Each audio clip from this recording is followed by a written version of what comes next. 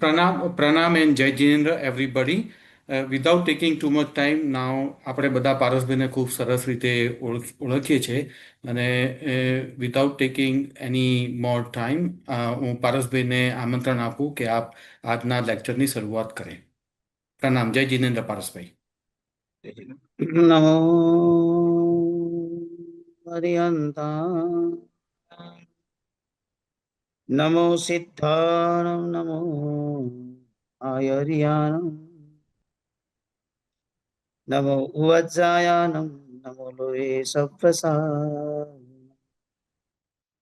એષુ પંચ નમુકારો સપ્ત પાવપનાસનો મંગલાણમ ચ સવ્યેસિમ પડમમ હવૈ મંગલમ મંગલમ ભગવાન વીરો મંગલમ ગૌતમ પ્રભુ મંગલમ સ્થૂલિભદ્રાધ્યા જૈન ધર્મોસ્તુ મંગલમ નમો દુર્વાર રાગાદિ ભૈરિવાર નિવારિને અર્હતે યોગીનાથાય મહાવીરાય તાયિને ઓમકારમ બિંદુ સંયુક્તમ નિત્યમ ધ્યાયન્તિ યોગિનઃ કામદમ મોક્ષદમ ચૈવ ઓમકારાય નમો નમઃ પન્નગે ચ સુરેન્દ્રે ચ કૌશિકે પાદ સંસ્પૃશી નિર્વિશેષ મનસ્કાય વીરસ્વામિને નમઃ કલ્યાણ પાદ પારામ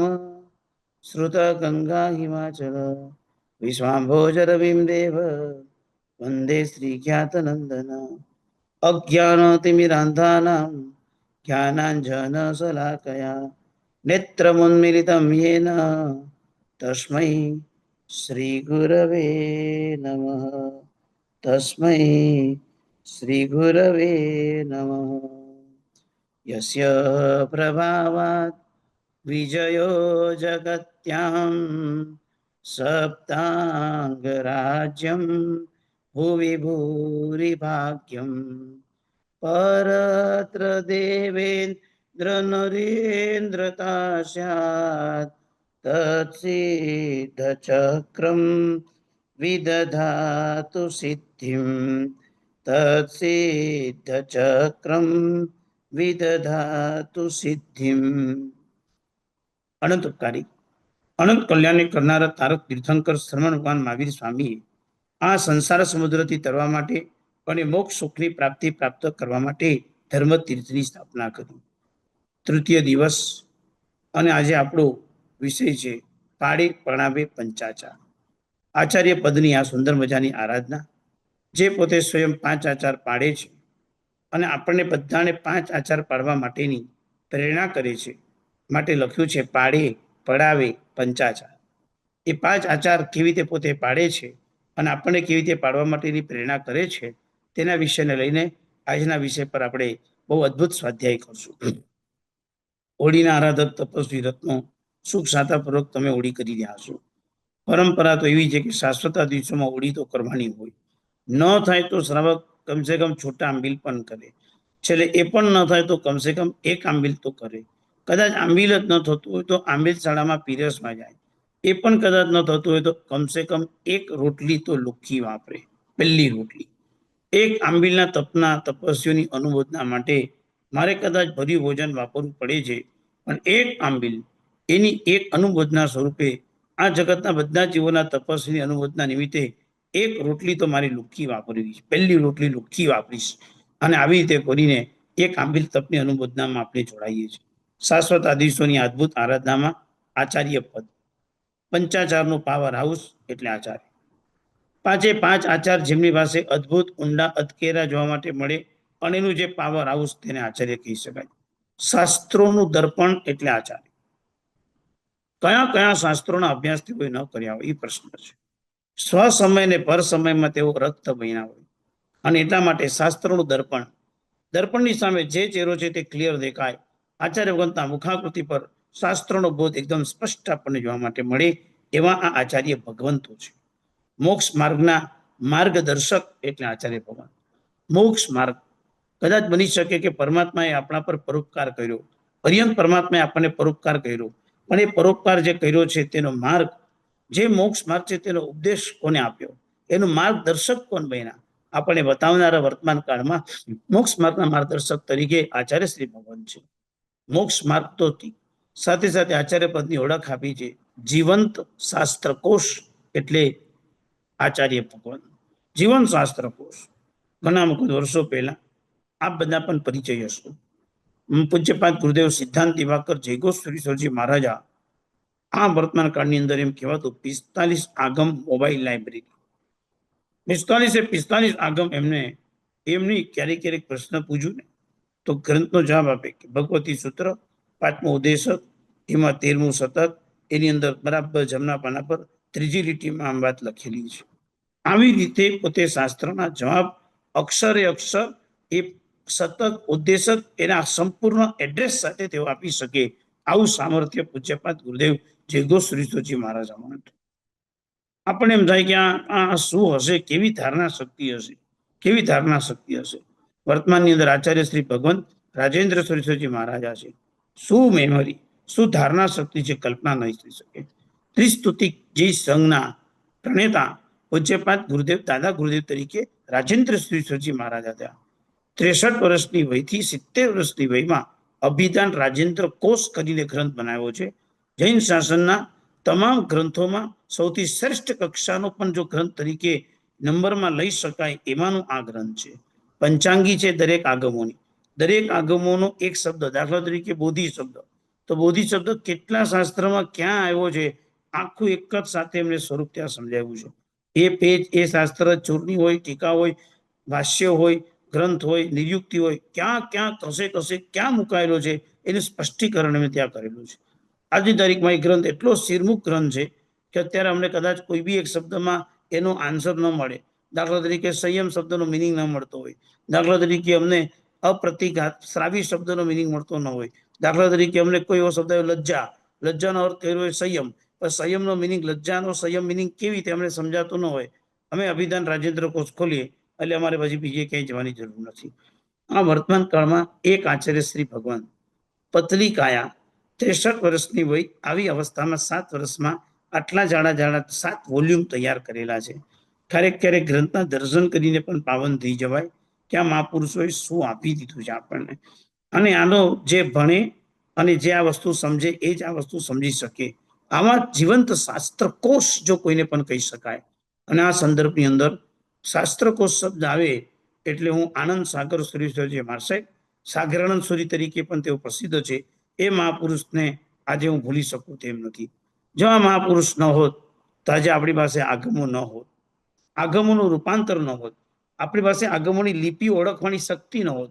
પ્રાચીન લિપિમાંથી અર્વાચીન લિપિ, નવી લિપિ તૈયાર કરીને જેમને મહાપુરુષે પ્રાચીન લિપિમાં તૂટક જે પાઠો છે તેમને સમમાર્જન કરીને આપેલા છે. તમને ખાલી સમજાવું કે કેવી રીતે કાર્ય કરતા. એક આગમ ગ્રંથનું સંશોધન કાર્ય ચાલે છે. હું સંશોધન બોલું છું, સંપાદન નહીં. સંશોધન કાર્ય ચાલે છે. એને લગતી એક જેસલમેરમાં પ્રત મળી, એક પાટણમાં પ્રત મળી, એક 3 જગ્યાએથી પ્રત મળી, અલગ 11-15 ભંડારમાંથી પ્રત મળી. એટલે બધી પ્રતો સામે ખુલ્લી રાખે, પાટ ઉપર બધી ગોઠવી દે. પછી એક ગ્રંથ એક પ્રત્યેક કેન્દ્રમાં રાખે કે આ ગ્રંથ પર મારે કામ કરવાનું છે. હવે એમાં એક લીટીમાં શબ્દ આવ્યો, એ શબ્દ 11 પ્રતમાં આવે છે કે નથી આવતો, આમ જોવાનું. બધા પ્રતમાં સંલગ્ન મળે તો આગળ વધવાનું. લાગે કે આ પ્રતમાં શબ્દનો મિનિંગ જુદો લખ્યો છે તો ટિપ્પણ કરવાની કે આ પ્રતની અંદર આની જગ્યાએ આ શબ્દ વાપર્યો છે. ક્યાંક રસ્વઈ હોય, ક્યાંક દીર્ઘઈ હોય, ક્યાંક શબ્દ જ ન હોય, ક્યાંક લીટી જ ન હોય, ક્યાંક પદાર્થ ગાયબ થઈ ગયો હોય, ક્યાંક પ્રક્ષેપ પદાર્થ કરેલો હોય, અને કોક ઠેકાણે તો એટલી બધી ભૂલ હોય, ભૂલ કરતા બી શબ્દ જ ન ઓળખાય તો કરીશું શું? તો મને યાદ છે કે જ્યારે સંશોધન કાર્ય એક જગ્યાએ કરવાનું મહાત્માની સાથે નિમિત્ત બન્યું હતું અને એની અંદર ગોધા શબ્દ આવ્યો હતો. ગોધા શબ્દ શેના માટે વપરાયેલો? તો કે મનુષ્ય માટે ગોધા શબ્દ વપરાયેલો. હવે ગોધા શબ્દ મનુષ્ય માટે જે ખ્યાલ નહીં. હું એ એક શબ્દ માટે 27 કલાક મહેનત કરી હતી. એટલે આજે 2 કલાક, પછી પાછા 2 કલાક, પછી પાછા 2 કલાક, ક્યાંય મળે નહીં. હું 10 ગ્રંથો, શબ્દરત્ન મોદથી, અભિધાન ચિંતામણી કોષ, અમરકોષ, આવા શબ્દકોષો જેને ડિક્શનરી કહી શકાય, એટલા બધા શબ્દો ફેરો મને ક્યાંય ન મળ્યું. છેલ્લે મને એક જગ્યાએથી કોક જગ્યાએ કોક ગ્રંથની કોક શબ્દકોષની અંદર ગોધા શબ્દ મને મળી આવ્યો. અમે રાજીના રેડ થઈ ગયા. અમને એમ થઈ ગયું કે આ શું મળ્યું આપણને. પણ કલ્પના કરો મન સેવસમ કેટલું આપણું 28 કલાક 7 દિવસ અને એમાં એક શબ્દ મળે. તો આવા આવા મન સેવસમ આપણે બેઠા છે. એ સમયમાં આનંદ સાગર શ્રીજી મહારાજાએ શું કામ કર્યું હશે? આજે 45 આગમમાં પરિપૂર્ણતા આપણને ઘણા બધા અંશમાં જોવા માટે મળે. જે વિચ્છેદ થઈ ગયું એ થઈ ગયું, એને આપણે કાંઈ ન કરી શકીએ. પણ જે હાજર છે એ આપણને જોવા માટે મળે. આ કેવી અદ્ભુત ભૂમિકા હશે. કુશળ આત્મવૈદ્ય જો કોઈ પણ હોય તો આચાર્ય ભગવાન છે. કુશળ ડોક્ટર છે. એ કઈ રીતે કેવી રીતે કોને તારવા, કેવી રીતે કોઈને જોડી દેવા, એમની જબરદસ્ત માસ્ટરી એમની પાસે છે. આવા આચાર્ય પદની આજે આપણે મંગલ શરૂઆત કરતા પહેલા માનો કે આચાર્ય ભગવાન ન હોત તો શું થાત, એના વિષય પર આપણે વિચાર. આચાર્ય ભગવાન ન હોત તો શું થાત? તો કે શાસનની પરંપરા આગળ ચાલતી કેવી રીતે? ભગવાન મહાવીર સ્વામીના સિલસિલાબદ્ધ ઇતિહાસથી જો તમે શરૂઆત કરો, પહેલા નંબરની અંદર સુધર્મ સ્વામીની પાઠ પરંપરામાં આગળ ચાલો, તો વચ્ચે 250 વર્ષનો કાળ એવો રહ્યો છે કે આપણા જૈન શાસનમાં કોઈ આચાર્ય ભગવંત જ નહોતું. પંડિત વીર વિજય, પંડિત બધા પંડિત પદવીની અંદર પદ અટકી ગયા હતા. આચાર્ય પદ કોઈને મળતું નહોતું. અને પછી એક એવો સમય આવ્યો કે નેમિસુરી મહારાજને અને આત્મારામજી મહારાજને આચાર્ય પદવી થઈ. અત્યારે તે પરંપરા આગળ ચાલે છે. માનો કે આચાર્ય ભગવાન નહોતા, શાસનની પરંપરા આગળ ચાલતી કેવી? સૂર્ય મંત્રની આરાધના કરનાર આચાર્ય ભગવાન તો ન હોત તો આ જૈન શાસનની આન બાન શાન આટલી બધી ફળીભૂત થાત કેવી? જે લોસ થઈ ગયો છે, જે નુકસાન થઈ ગયું છે, કારણ કે વચ્ચે સાધના તૂટી એટલે આપણા શાસનને આપણે ઘણું નુકસાનમાં મૂકવું પડ્યું છે.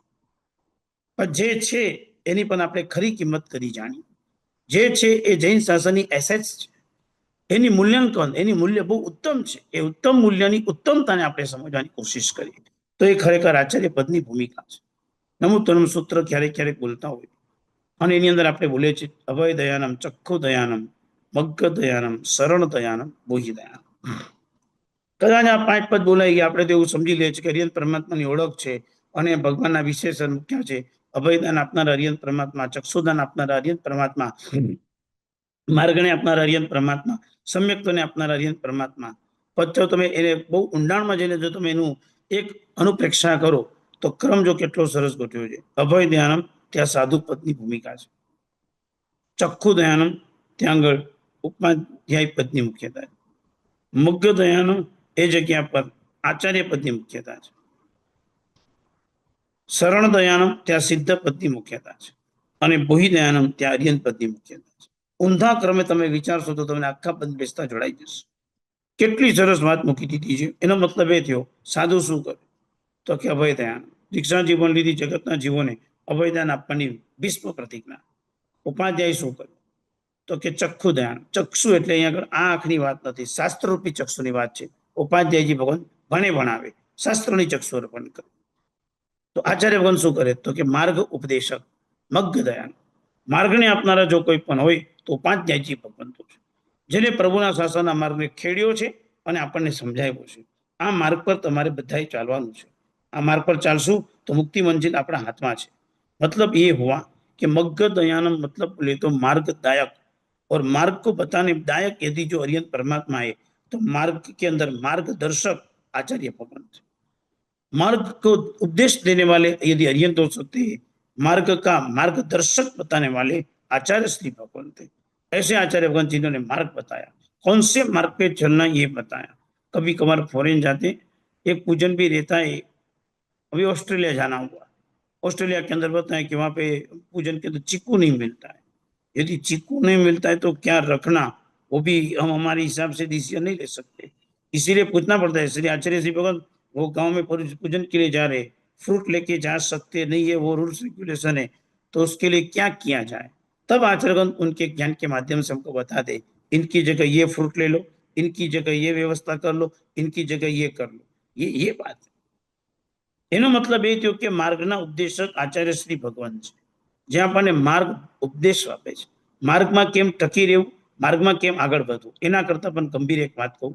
શાસ્ત્રમાં એક શબ્દ આવે છે, શાસનની અવિચ્છિન્ન પરંપરા જો કોઈ પણ આગળ વધારે તો આચાર્ય ભગવાન છે. શાસ્ત્રને અવિચ્છિન્ન એટલે શું? વિચ્છેદ થવા ન દેવું. શાસન વિચ્છેદ થતો તેને કેમ કંટ્રોલ કરો, કેમ અટકાવી શાસન આગળ ધપે એની જે વિચારણા કરવી, એને કહેવાય છે શાસન અવિચ્છેદ.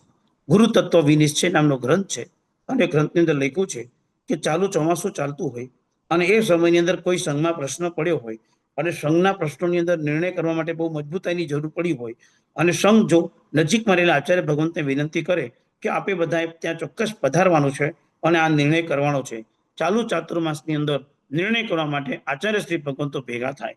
એના માટે શબ્દ લખ્યો છે. કેવી રીતે ભેગા થાય?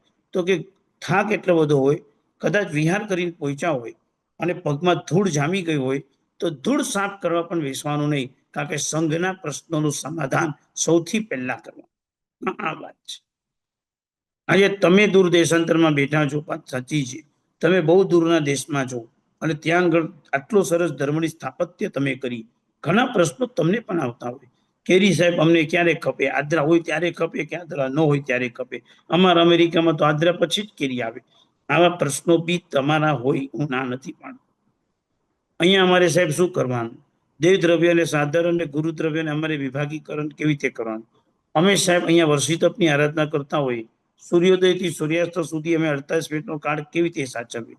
સાહેબ અમારે આવી રીતે આ લોંગ ધ ટાઈમ દિવસ હોય તો અમારે એ દિવસે આરાધના કેવી રીતે કરવાની? સાહેબ અહીંયા આટલી બધી સ્નો અને ઠંડી પડતી હોય તે સમયની અંદર અમારે સામયિક પ્રતિકોણ કેવી રીતે કરવાનું?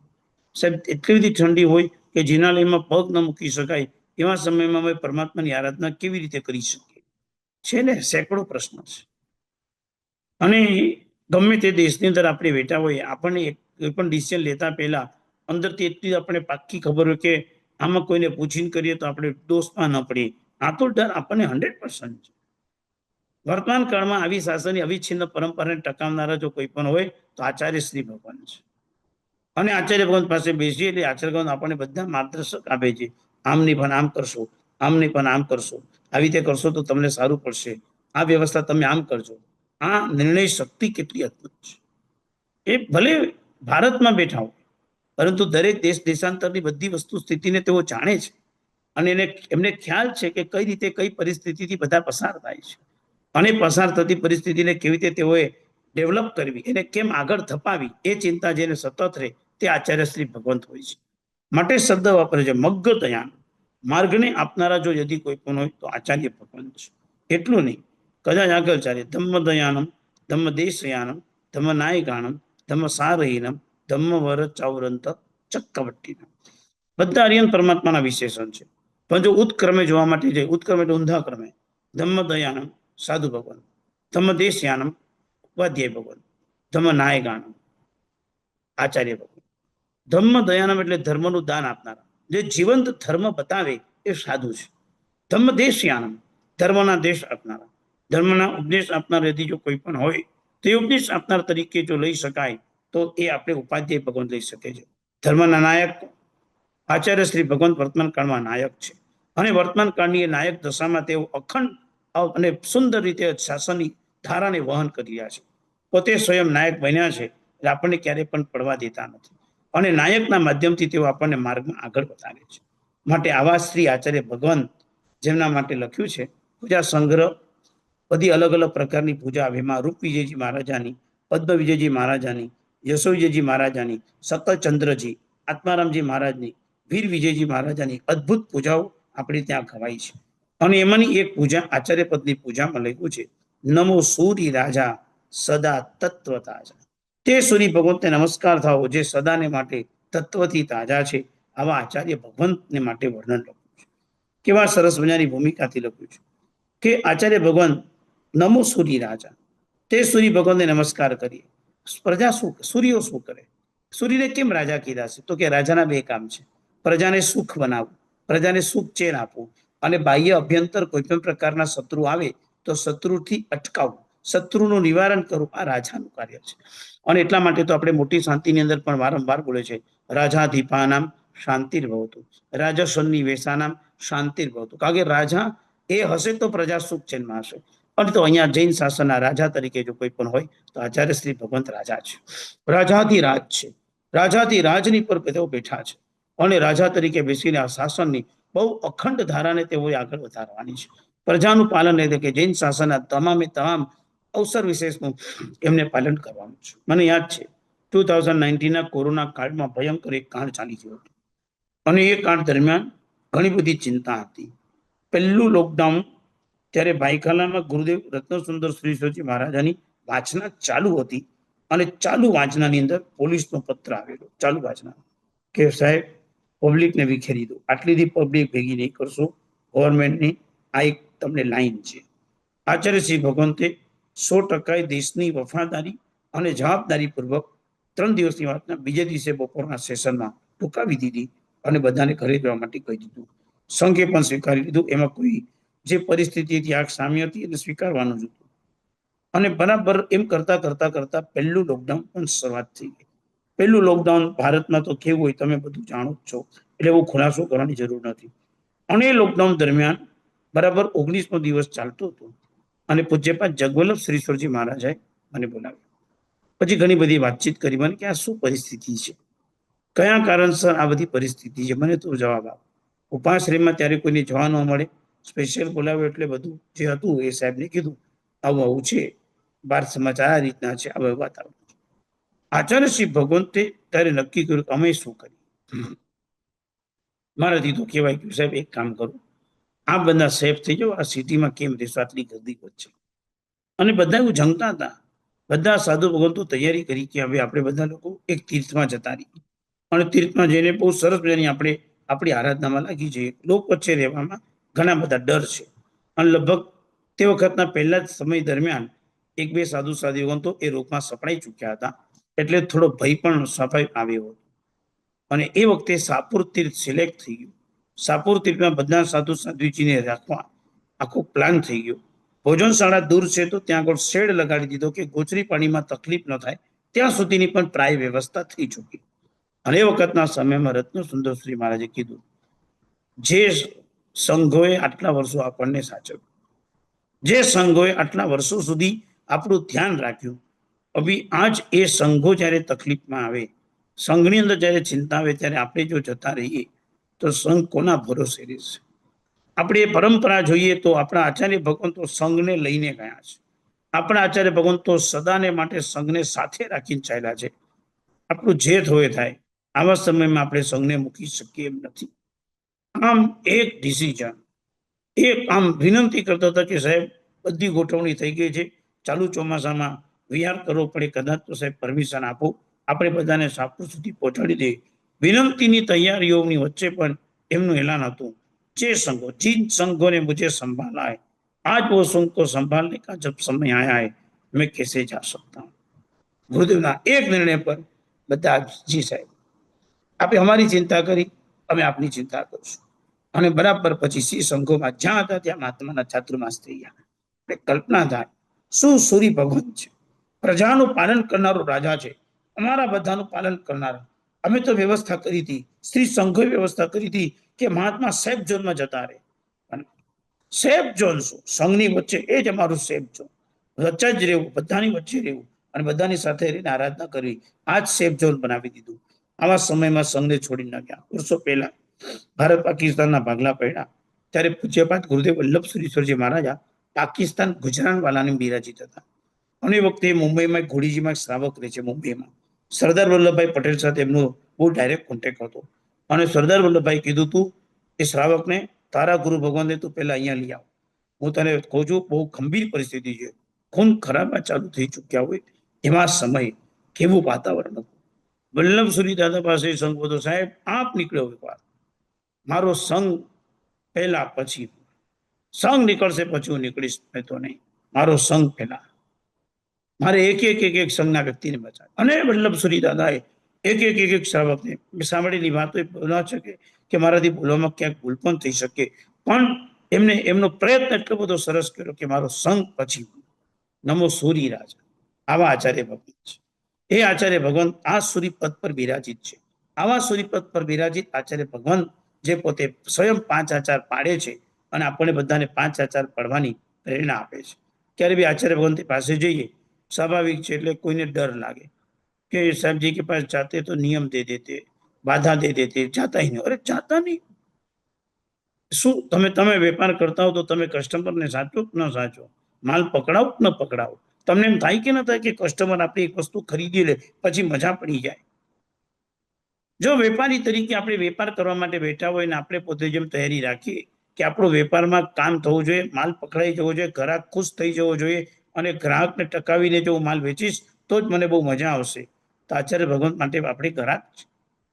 એમને જૈન શાસનની ધોરા આગળ વધારવા માટે દરેકને ધર્મમાં જોડવા છે. તો એ કેમ એમનું કામ ન કરી શકે અને આપણે કેમ એમના કામમાં ના પાડી શકીએ? એ આત્મહિતની વાત કરે છે, કલ્યાણની વાત કરે છે, બીજી કોઈ વાત તો કરતા નથી. તો શા માટે આપણે એમની વાત સ્વીકાર નથી કરી શકતા? આ એ બહુ વિચારને મુદ્દો છે. કેમ આપણે ડરી ગયા? કેમ આપણે આચાર્યથી દૂર થઈ ગયા? અને એક વાત ગંભીરતાથી કહી દઉં છું, સૂક્ષ્મતાથી આ વાત ધ્યાન રાખજો. વાત તમામ દેશોના વ્યક્તિઓ માટે છે, કોઈ વ્યક્તિગત દેશ માટે નહીં. પણ એટલું યાદ રાખજો, જિનાલયમાં જવાનું પુણ્ય હોય અને ઉપાશ્રયના પગથિયા ચડવાનું પુણ્ય ન હોય તો સમજી લેવું આપણું પુણ્ય પરવારી ચૂક્યું છે. वापिस एक बार मैं रिपीट कर रहा हूं, जिनालय में जाने का पुण्य है, फिर भी उपाश्रय जाने का पुण्य नहीं है, तो समझ लेना है दुर्गति निश्चित तौर पर जाने की संभावना हो चुकी है. 90% લોકો દેનાસર જાય છે, 10% લોકો ઉપાશ્રય આવે છે. મુંબઈની પરિસ્થિતિ તો ચિંતાજનક છે. તમને આ મુંબઈની વાત કરી દઉં. ગ્રાઉન્ડ ફ્લોરમાં રહેતા હતા અને મુનિ દર્શન આપવા ઘરે આવતા હતા. મારી વાત બરાબર સમજજો.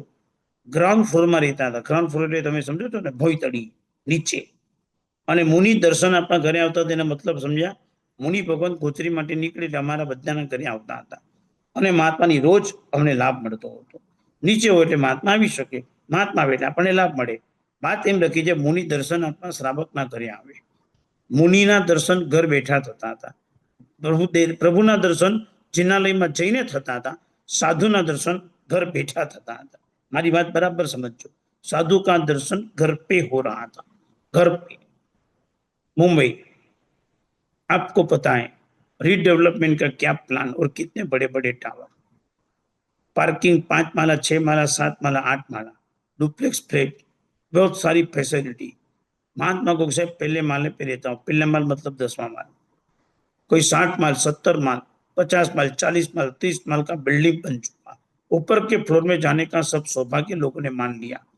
कहाँ महात्मा आएंगे? कैसे महात्मा गोचरी हो आएंगे? कभी वो समझ पाएंगे कैसे होगा? जब अपने वडील थे, माता पिता थे, नीचे रहते थे, एक भी दिन खट्टा नहीं होता था कि महात्मा नहीं आया. और आज महात्मा कब आएंगे इसके लिए भी इंतजार करने में सालों निकल जाएंगे.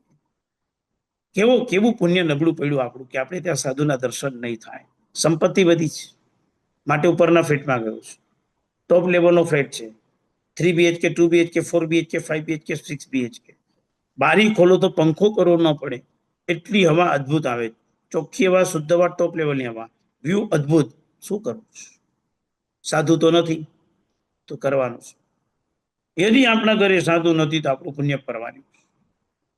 અને એટલા માટે તો આપણે લખ્યું છે આપણે ત્યાં આગળ આચાર્ય શ્રીવંત કેવા છે, નિર્વેદના ભંડાર.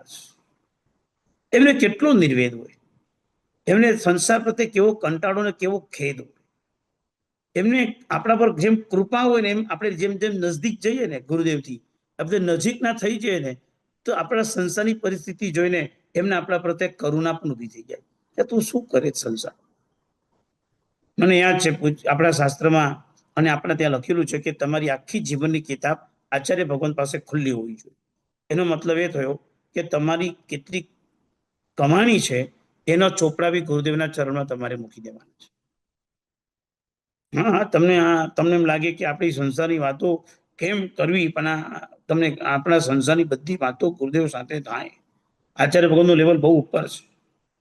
પડવા દેતા નથી, આપણને માર્ગમાં ટકાવી શકે એવી શક્તિ છે. તીર્થયર સમોસુરી, વર્તમાનમાં તીર્થંકરની ગેરહાજરીમાં તીર્થંકર સમાન આચાર્ય શ્રી ભગવાન છે. ઇક્વલ છે તીર્થંકર સમાન. અને એટલા માટે જીવનના ચોપડા બી આચાર્ય ભગવાનના ચરણમાં મૂકવાના છે.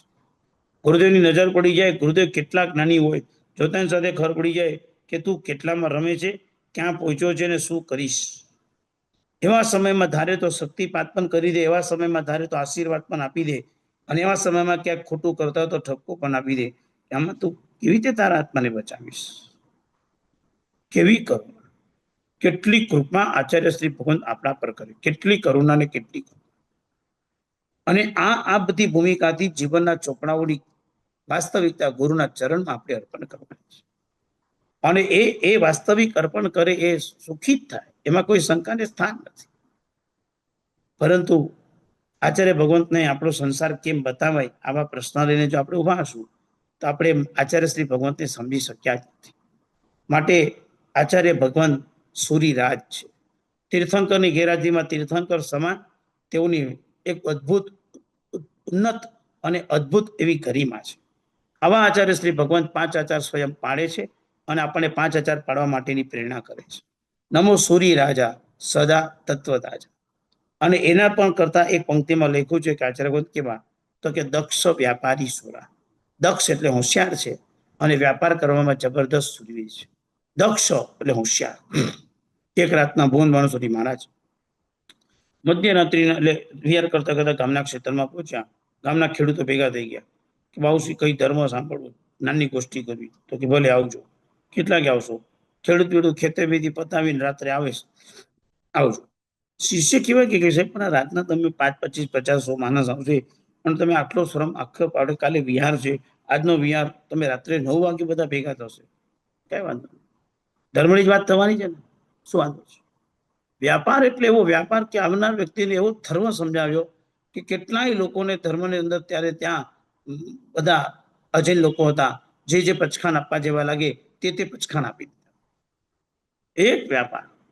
ધર્મસુરી દાદાનો કદાચ તમે ફોટો જોયો તો મુંબઈમાં કદાચ હશો તો તમે ધર્મસુરી દાદાનો હસતો ચહેરો છે, આમ હાથ કરીને એક ફોટો છે, આમ હસતો ચહેરો હાથ વાળો ફોટો, એક નેચરલ ફોટો પડી ગયો છે. અને ફોટો એટલો નેચરલ અદ્ભુત આવ્યો છે કે લગભગ શ્રી સંઘોમાં આ ફોટો બધે મૂકેલો છે. હવે આ ફોટો એ કેવો છે કે એમનો હાથ આમ થયો છે અને હસતો ફોટો આવ્યો છે. એ ફોટામાં હાથની રેખાઓ છે. એક રેખા જોઈને એક કલ્યાણમાં રહેનારા મુસલમાન ભાઈ હતા, જન્મે જૈન ના હતા, અને એ રેખા જોઈને ખુશ થયો કે યાર ત્યાં આવી રેખા મેં નથી જોઈ. એને જ્યોતિષ જ્ઞાન હશે હસ્તે રેખાનું. એટલે એને કોઈ વેપારની અંદર કોઈ પરિવારને વાત કરી કે આ મહાપુરુષ કોણ જૈન, મને એને જોવા છે, દર્શન કરવા છે. એટલે વેપારીએ કીધું પણ તું કેમ દર્શન કરીશ, એને દર્શન કરવા માટે કેમ જવું છું? તો એ કે નહીં, મને છે ને એમને મળવું છે, પણ તું કરી આપને, ક્યાં છે? તો કે મુંબઈમાં છે, જઈએ. કલ્યાણથી ગુરુદેવની પાસે ત્યારે પ્રોપર બોમ્બેમાં હતા આવ્યા. આવીને કહે છે કે સાહેબ હું જન્મે જૈન નથી, પણ હું તમારા ફોટા જોઈને આવ્યો છું, મને તમારો હાથ જોવો છે. એટલે હાથ જોવો છે એટલે આચાર્ય કે હાથ જોવા માટે કે જોતી છે, સમજણ પડી કે હાથ જોવો છે. એટલે આચાર્ય કીધું કે હું મારો હાથ ચોક્કસ બતાવું, પણ તું મને એની સામે શું આપે? હું તને હાથ ના આપું તો તું મને શું આપે? આચાર્ય આપ જો માંગુ કે દે દૂંગા. कि इन्हें हाथ की रेखा के मैंने जिंदगी में ऐसी रेखा नहीं दी. बहुत सारी हद रेखा देखी, क्या योगी संत की क्या रेखा कल्पना न કરી શકાય. અને એને એમ ખબર પડી કે આ સાધુ છે, साधु भगवान जैन धर्मना છે, तो इन्हें शंका ही पड़ी कि जे आचार्य भगवान तो अब्जोपति होता है, तो वो साधुगण साधु कैसे हो गया? वो तो राजा होता है. એટલે એને અંતરથી એટલો વિમર્શન થઈ ગયું હતું કે હું આ તમારી પાસે સંપત્તિ કેમ ન હોય? એટલે આચાર્ય ભગવંતે જે યથાયોગ્ય નિયમ આપવા હતા એ આપ્યા અને પછી व्यापार કરીને हाथ बताવ્યો. એટલે કે साहब मैं एक बात बताना चाहता हूँ, ये आपकी हाथ की रेखा को देखकर तो लगता है आप अब्जोपति हो. साधु बताए होगो कि दीक्षा लिया तब से 1 रुपये को हाथ में नहीं रखा है, पैसा नहीं रखा है. हो ही नहीं सकता साहब, ये आपकी रेखा देखो, आप क्या होते संसार में होते तो आप राजा क्या हो सकते थे, आप कल्पना नहीं कर सकते तो आप कितने बंगला के मालिक हो सकते थे. ત્યારે બાજુમાં રીલાના મિત્ર સાથે કીધું, ભલે દીક્ષા લીધી છે દોસ્ત, ભલે સાધુ બન્યા છે, હું તને ના નથી પાડતો. આ અમારા જૈન શાસનની એટલી મોટી એસેસ છે. આજે આખા મુંબઈની ઉદ્ધાર જો કોઈએ પણ કર્યો, પહેલું નામ આપશે ધર્મસુરી દાદા. મોહનલાલજી મહારાજ પહેલા પધાર્યા બાલકેશ્વરમાં. આખા મુંબઈનો ઉદ્ધાર ને જો ખરેખર આખા મુંબઈની કાયા જો પલટ જો કોઈ ભરી હોય ધર્મના ક્ષેત્રની અંદર, અને આવી મુંબઈ નગરીમાં ધર્મસુરી દાદાને આજે શ્રી સંઘ ભૂલી શક્યો નથી. આ તાકાત. નમો સૂરી રાજા દક્ષ વ્યાપારી સુરા સદા તત્વ તાજા. હંમેશા તત્વથી તાજા છે. એમના તત્વની વાત તો શું કરવી, કેવા કેવા તત્વથી બનેલા છે. ગચ્છાચાર પયના નામનો ગ્રંથ છે, ગચ્છાચાર પયના. એમાં આચાર્યની ઉપમા આપી છે. આચાર્ય કેવા છે? તો કે ચક્ષુ જેવા છે. ચક્ષુ શું કામ કરે? તો કે આપણને બધું જ બતાવે, આપણે જ્યાં જોવું ત્યાં જોઈ શકીએ, આપણે ધારીએ જોઈ શકીએ. આચાર્ય ભગવાન પાસે શાસ્ત્રરૂપી ચક્ષુ છે. કેવી શાસ્ત્રરૂપી ચક્ષુ છે? તમને ખ્યાલ હશે, 15મી ઓગસ્ટના દિવસે શ્રી ભારતના પ્રમુખ સાહેબ શ્રી નરેન્દ્રભાઈ મોદીજી એમને પોતે ત્યાં આગળથી જાહેરાત કરી હતી કે ભાઈ બુદ્ધિસાગર સુરેશ્વરજી મહારાજા આપણા ગુજરાતનું રત્ન હતું, ભારતનું રત્ન હતું, અને એમને ભવિષ્યવાણી ભાખેલી છે કે પાણી પણ બહુ મોંઘું થઈ જશે, માટે પાણીનો બગાડ ન કરશો. ભવિષ્યવાણી બુદ્ધિસાગર સુરી મહારાજને નોંધ દેશના વડાપ્રધાન લઈ અને દિલ્હીના લાલ કિલ્લા પરથી જાહેરાત કરી શકે. આપણા માટે કેટલો સૌભાગ્યનો દિવસ છે, આપણા માટે કેટલો ઉત્તમ દિવસ છે કે આ આપણા અને અમારા માટે તો ગદગદ થઈએ, કારણ કે બુદ્ધિસાગર સુરી નામ આવે તો અમે કેમ ખુશ થઈએ, કારણ કે મહેસાણા પાસામાં જ્યાં અમે અભ્યાસ કર્યો ત્યાં સૌથી પહેલા વિદ્યાર્થી બુદ્ધિસાગર સુરી, એટલે અમને એટલો બધો આનંદ આવે કે જે મહાપુરુષના નામેથી આજે આપણે બધા લોકો તરી ગયા, જે મહાપુરુષના નામથી આજે બધા લોકો ભવિષ્યને જોઈને ચાલતા હોય. આ મહાપુરુષ કેવી ચક્ષુની ઉપમા, કેવી ચક્ષુ, કેવી નિર્મળ ચક્ષુ, કેવી અદ્ભુત ચક્ષુ, કેટલી સરસ મજાની ચક્ષુ કે જે ચક્ષુના માધ્યમથી એમના જગતના જીવોને ભવિષ્યની વેતા બનીને કયા માર્ગે ચાલવું તે માર્ગ સમજાવી આપ્યો. એટલું નહીં, આચાર્યાંગ સૂત્રમાં લખ્યું છે આચાર્ય કેવા, તો કે ગંગા નદી જેવા. ગંગા નદીની ઉપમા આપી છે. ગંગા નદી એટલે શું, તો કે નાની નાની બધી નદીઓ એ ગંગા નદીની અંદર પાણી રેડાય છે. નાની નાની બધી નદીઓ એ ગંગા નદીમાં આવે છે અને ગંગા નદીનું પાણી એનાથી પણ મોટી થઈને દરિયા સુધી પહોંચે છે. ઇન ધ સેન્સ અંદર પણ પાણી આવે છે અને બહાર પણ પાણી જાય છે. અંદર પણ આવે છે અને બહાર પણ જાય છે. ત્યારે ઉપમા લઈને નાની એનો માર્ગદર્શન બતાવ્યો છે. આચાર્યગણ પાસે કેવું સ્વરૂપ છે, તો કે આગમ ગ્રંથોમાંથી, વિદ્યાપ્રવર્ત વગેરે ગ્રંથોથી પોતાનામાં જ્ઞાન આવે છે અને આવ્યા પછી એ બધું જ્ઞાનને બીજા સાધુઓને પોતે ટ્રાન્સફર કરી આપવા દ્વારા કલ્યાણ કરે છે. ગંગા નદી જેવા છે. બહારથી જ્ઞાન લાવે છે અને યોગ્યને જ્ઞાન આપે છે. ઘણું બધું જ્ઞાન મેળવે છે અને ઘણાને જ્ઞાન આપે છે. આવું ઉત્તમ કામ કરનારા જો કોઈ પણ હોય તો આચાર્ય શ્રી ભગવાન છે. માટે ઉપમા આપી છે કોના જેવી, આચાર્ય ભગવાન કોના જેવા, આચાર્ય સૂત્રમાં ઉપમા આપી છે ગંગા નદી જેવા. બીજી ઉપમા આપી છે આચાર્ય ભગવાન કોના જેવા, તો કે પદ્મદ્રહ જેવા. કોના જેવા? પદ્મદ્રહ. જે લોકોએ જોગ્રાફીનો અભ્યાસ કર્યો હોય, જૈન જોગ્રાફી, એમાં લઘુ સંગ્રહને જો ભણ્યા હશે તે લઘુ સંગ્રહ ભણનાર વ્યક્તિને જંબુદ્વીપનો આખો નકશો ખ્યાલ હશે. અને જંબુદ્વીપના નકશાની અંદર જ્યાં ભરત ક્ષેત્ર છે ત્યાં આગળ એક નાનકડો લઘુ હિમંત પર્વત આવેલો છે. લઘુ હિમંત પર્વતની બરાબર મધ્યમાં પદ્મદ્રહ આવેલું છે. હવે દ્રહ એટલે શું, તો કે જેમાં જમીનમાંથી પાણી આવે, બાકી બીજી ક્યાંયથી પાણી આવે નહીં, પણ એમાં પોતાના જમીનમાંથી પોતાનું નેચરલ પાણી હોય, બહારથી કોઈ પાણીમાં ઉમેરી ન શકે, પણ એમાંથી બધા દ્રહમાંથી પાણી બહાર નીકળે અને ગંગા નદી ને, સિંધુ નદી ને, રત્ના નદી, આ બધી નદીઓમાંથી પછી નીકળે અને દરિયા સુધી પહોંચે. એનો મતલબ એ થયો કે પદ્મદ્રહ ઈ છે કે જેમાં કોઈ નવું પાણી આવતું નથી પણ એમાંથી પાણી બધે જાય છે. આચાર્યગણ કોના જેવા છે, તો કે પદ્મદ્રહ જેવા છે. એ પદ્મદ્રહ જેવા કેમ, શા માટે પદ્મદ્રહ જેવા છે, તો કે જે પોતે એટલા ગંભીર છે, એટલા અદ્ભુત છે કે જેની અંદરથી જ્ઞાનનો ખજાનો ક્યારેક ભવિષ્યનો એવો નીકળે છે જે ક્યાંયથી આવ્યો નથી, કોઠાસૂદ બુદ્ધિથી અંદરથી પ્રકટીકરણ થયો છે અને જગતના જીવોને તે ફેલાવો કરવા માટે અર્પણ કરવાનું કામ કરે છે. શાસ્ત્રમાં ન મળે એવી વાતો પણ આચાર્ય શ્રી ભગવાનના મુખેથી આપણને સાંભળવા માટે મળી શકે. અદ્ભુત વાતો દ્વારા વર્તમાન કાળના જીવોને કઈ રીતે ધર્મમાં જોડવા તેના પ્લાન, માર્ગદર્શન પણ તેઓ શ્રી આપી શકે. આપણને એમ લાગે કે એક સંસારની અંદરથી સંયમ લઈને અંગીકાર કર્યા પછી પણ આવી સંયમની ભૂમિકામાં બી શાસન કેમ આગળ ચાલશે એના પ્લાન એટલા અદ્ભુત રીતે ગોઠવાયેલા હોય અને બધા એમના માઇન્ડમાં સેટ હોય છે. પેલી ઉપમા આપી ગંગા નદી જેવા, બીજી ઉપમા આપી પદ્મદ્રહ જેવા, ત્રીજી ઉપમા આપી છે લવણ સમુદ્ર જેવો. સમુદ્ર કેવો, લવણ સમુદ્ર કેવો, તો કે દરિયો છે જંબુદ્વીપની અંદર 1,00,000 હેક્ટરનો. ગંગા વગેરે નદીઓના પાણી એમાં આવે છે પણ એમાંથી પાણી ક્યાંય જતું નથી, કારણ કે નદીઓ એમાં ઠલવાય છે, નદીઓ એની અંદર આવે છે પણ એમાંથી ક્યાંય જતું નથી. તેના માટે શબ્દ લખ્યો છે આચાર્ય શ્રીવંત કહેવાય તો કે અપ્રતિશ્રાવી હોય. અપ્રતિશ્રાવી એટલે શું, તો કે ગમે તેવું પણ એમના પોતાના જ્ઞાનમાં એમના પેટમાં એવું ગંભીરતાથી મુકાયેલું હોય કે ક્યારે પણ એમાંથી નીકળે નહીં, ક્યારે પણ બહાર ઠલવાય નહીં, આવી શકે એ બધું જાણે છે. શું થયું હતું, શું થાય છે, શું થશે, કોણ કેટલામાં છે, કોને શું ગુના કર્યા, કોણ કેટલા દોષો કરે છે, બધું જાણે છે. પણ ક્યાંય કશે પણ લીક નથી કરતા, ક્યાંય કશે પણ બહાર બોલીને કોઈ વ્યક્તિનો અપલાપ નથી કરતા, કારણ કે તેઓ લવણ સમુદ્ર જેવા છે. અપ્રતિશ્રાવી, નો લીકેજ, ક્યારથી પણ એ પાણી સ્રવતું નથી, ક્યાંયથી પણ એ પાણી નીકળતું નથી, અપ્રતિશ્રાવી બતાવ્યા છે. અને છેલ્લા નંબરમાં બતાવ્યા છે આચાર્ય ભગવાન કોના જેવા છે, તો કે અઢીદ્વીપના બારમાં રહેલા સમુદ્ર જેવા છે. અઢીદ્વીપના બારના સમુદ્રની તાકાત શું, તો કે પાણી અંદર ક્યાંયથી આવે નહીં અને એમાંથી પાણી બહાર ક્યાંય જાય નહીં, કારણ કે કોઈ નદીઓ ઠલવાતી પણ નથી, પાણી એકદમ જ સ્થિર છે. માટે તો લખ્યું છે સ્વયંભૂ રમણ સ્પર્ધી કરુણા રસ વારીના. સ્વયંભૂ રમણ નામનો સૌથી છેલ્લો સમુદ્ર, એમાં એટલી બધી ગંભીરતા છે એવી ગંભીરતાને લઈને ભગવાનની આંખ સાથે કલ્પના કરી છે. એવી રીતે આચાર્ય ભગવંત પણ કોના જેવા છે? તો કે નવું આવે નહીં અને નવું બનાવવાથી ક્યાંય બહાર જાય નહીં. કેટલાક ગંભીર પ્રશ્નો નિશ્ચિત વગેરે આગમની અંદર લખેલી ગંભીર વાતો એ પોતાના પાસે રહેલી છે, એમાં નવું ઉમેરતા નથી અને એ કોઈ પણ જગતના જીવોને બતાવતા નથી, કોઈને પણ કશું કહેતા નથી. એટલું બધું જ્ઞાન, એનો બોળો અભ્યાસ એમની પાસે છે, પણ આપણી બધાની પાત્રતા યોગ્યતાની લિમિટ જોઈ અને એ લોકોને ન લાગ્યું તે નથી કહેતા. ઘણું જાણે છે પણ બધું કહી શકતા નથી. કોઈ તમે સાંભળ્યું આચાર્ય ભગવંતે કોઈને સૂર્ય મંત્ર આપી દીધો? સાંભળ્યું ક્યાંય? કશું આપે પણ નહીં. શું કામ આપે? કારણ કે જે પદ પદવી અને પ્રતિષ્ઠાના માધ્યમે જે ગુણ જેને સાથે શોભતો હોય એને જ શોભે, બીજા કોઈને ત્યાં શોભી જ ન શકે. એના માટે આચાર્યમાં બધી ઉપમા આપી છે. સદા તત્વ તાજા. કેવા તત્વ તાજા છે? તીર્થેર સમો સુધી કેમ કહે છે? તીર્થંકરના ગુણમય ગુણ છે, નિજ નિજ ભાષાએ સમજાય. નિજ નિજ ભાષાએ સમજાય. આચાર્ય અરિયંત પરમાત્માનો તો અતિશય છે, પુણ્યનો અતિશય છે અરિયંત પરમાત્મા, કે દરેક વ્યક્તિ પોતાના ભાષામાં સમજી શકે. તો આચાર્ય ભગવાન શું કરે? તો કે નિજ નિજ ભાષાએ સમજાવે. આચાર્ય ભગવાન એટલા જ્ઞાની હોય. મેં એક આચાર્યના દર્શન કર્યા છે. 21 પ્રકારની ભાષા એમને આવડતી હતી. 21 ટાઈપ્સ.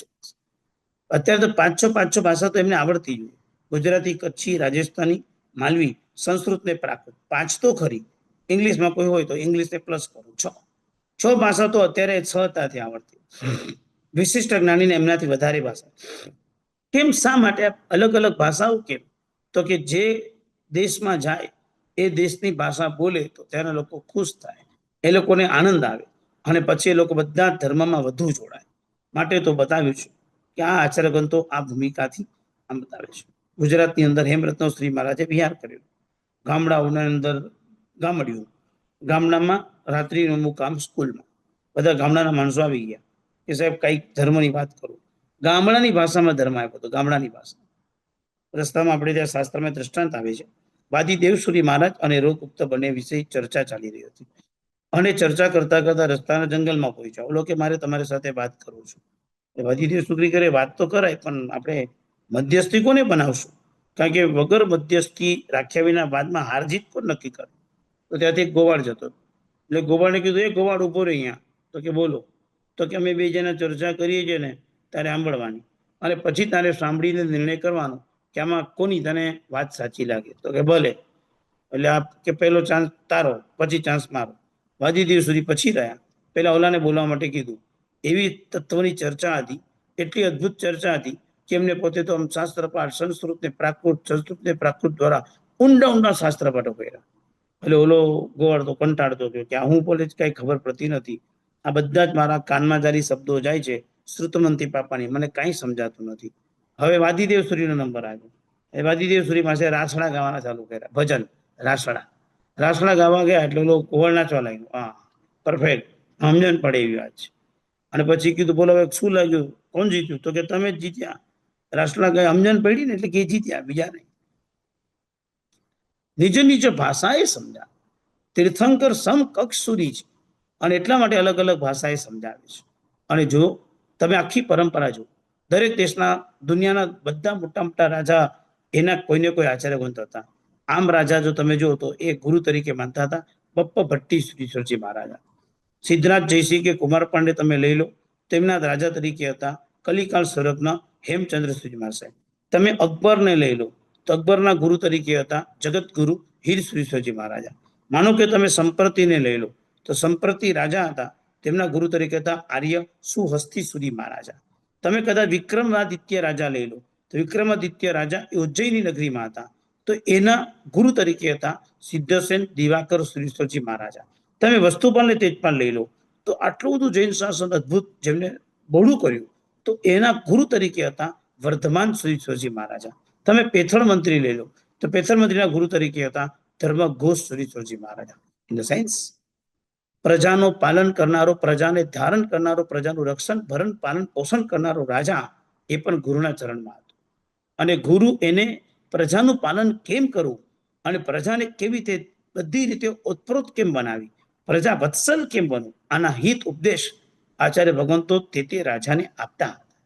જ્યાં સુધી દેશનો રાજા ગુરુ તરીકે જો આચાર્યને ન સ્થાપે તે પ્રજાનું સુખચેન કરે જ કેવી રીતે?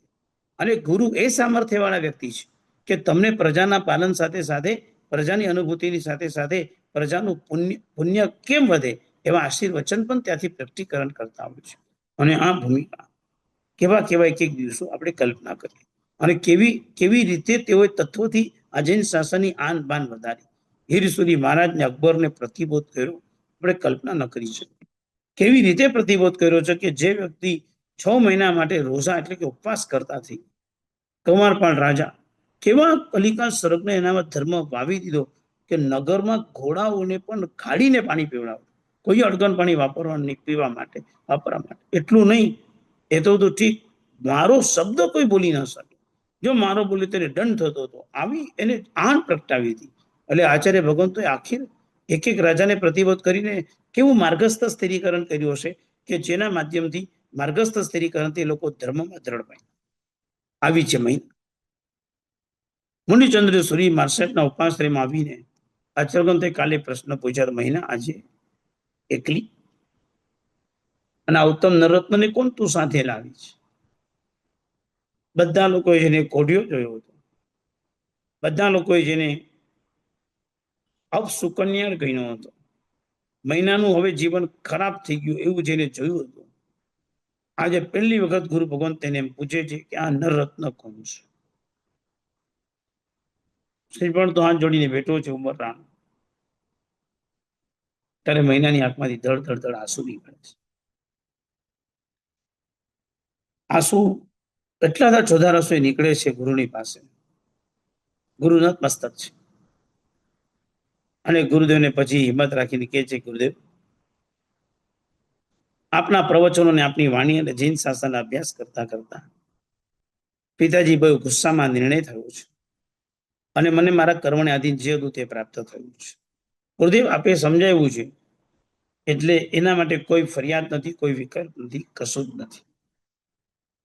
જેને धर्म समझाई गयो એને ક્યારે ફરિયાદ ન हो. वापिस मैं एक बार रिपीट करना चाहता हूँ, जिनको भी धर्म समझ में आ गया हो उनको कभी फरियाद नहीं होती, कभी. बाकी अधूरा ज्ञानियों ने अपरिणत ने अति परिणत बहु प्रश्नों पूछे. प्रश्न इन द सेंस समझे नहीं परिस्थिति ने. મહિના સુંદરીની ભૂમિકા એટલી હતી. ગુરુદેવ, બીજું કાંઈ જંગતી નથી આપણી પાસે, એટલું કરો. જે લોક મુખેથી જૈન શાસનની નિંદા થઈ છે એ લોકો દુર્લભ બોધી પામ્યા છે. શું કહું છું સાંભળજો બરાબર.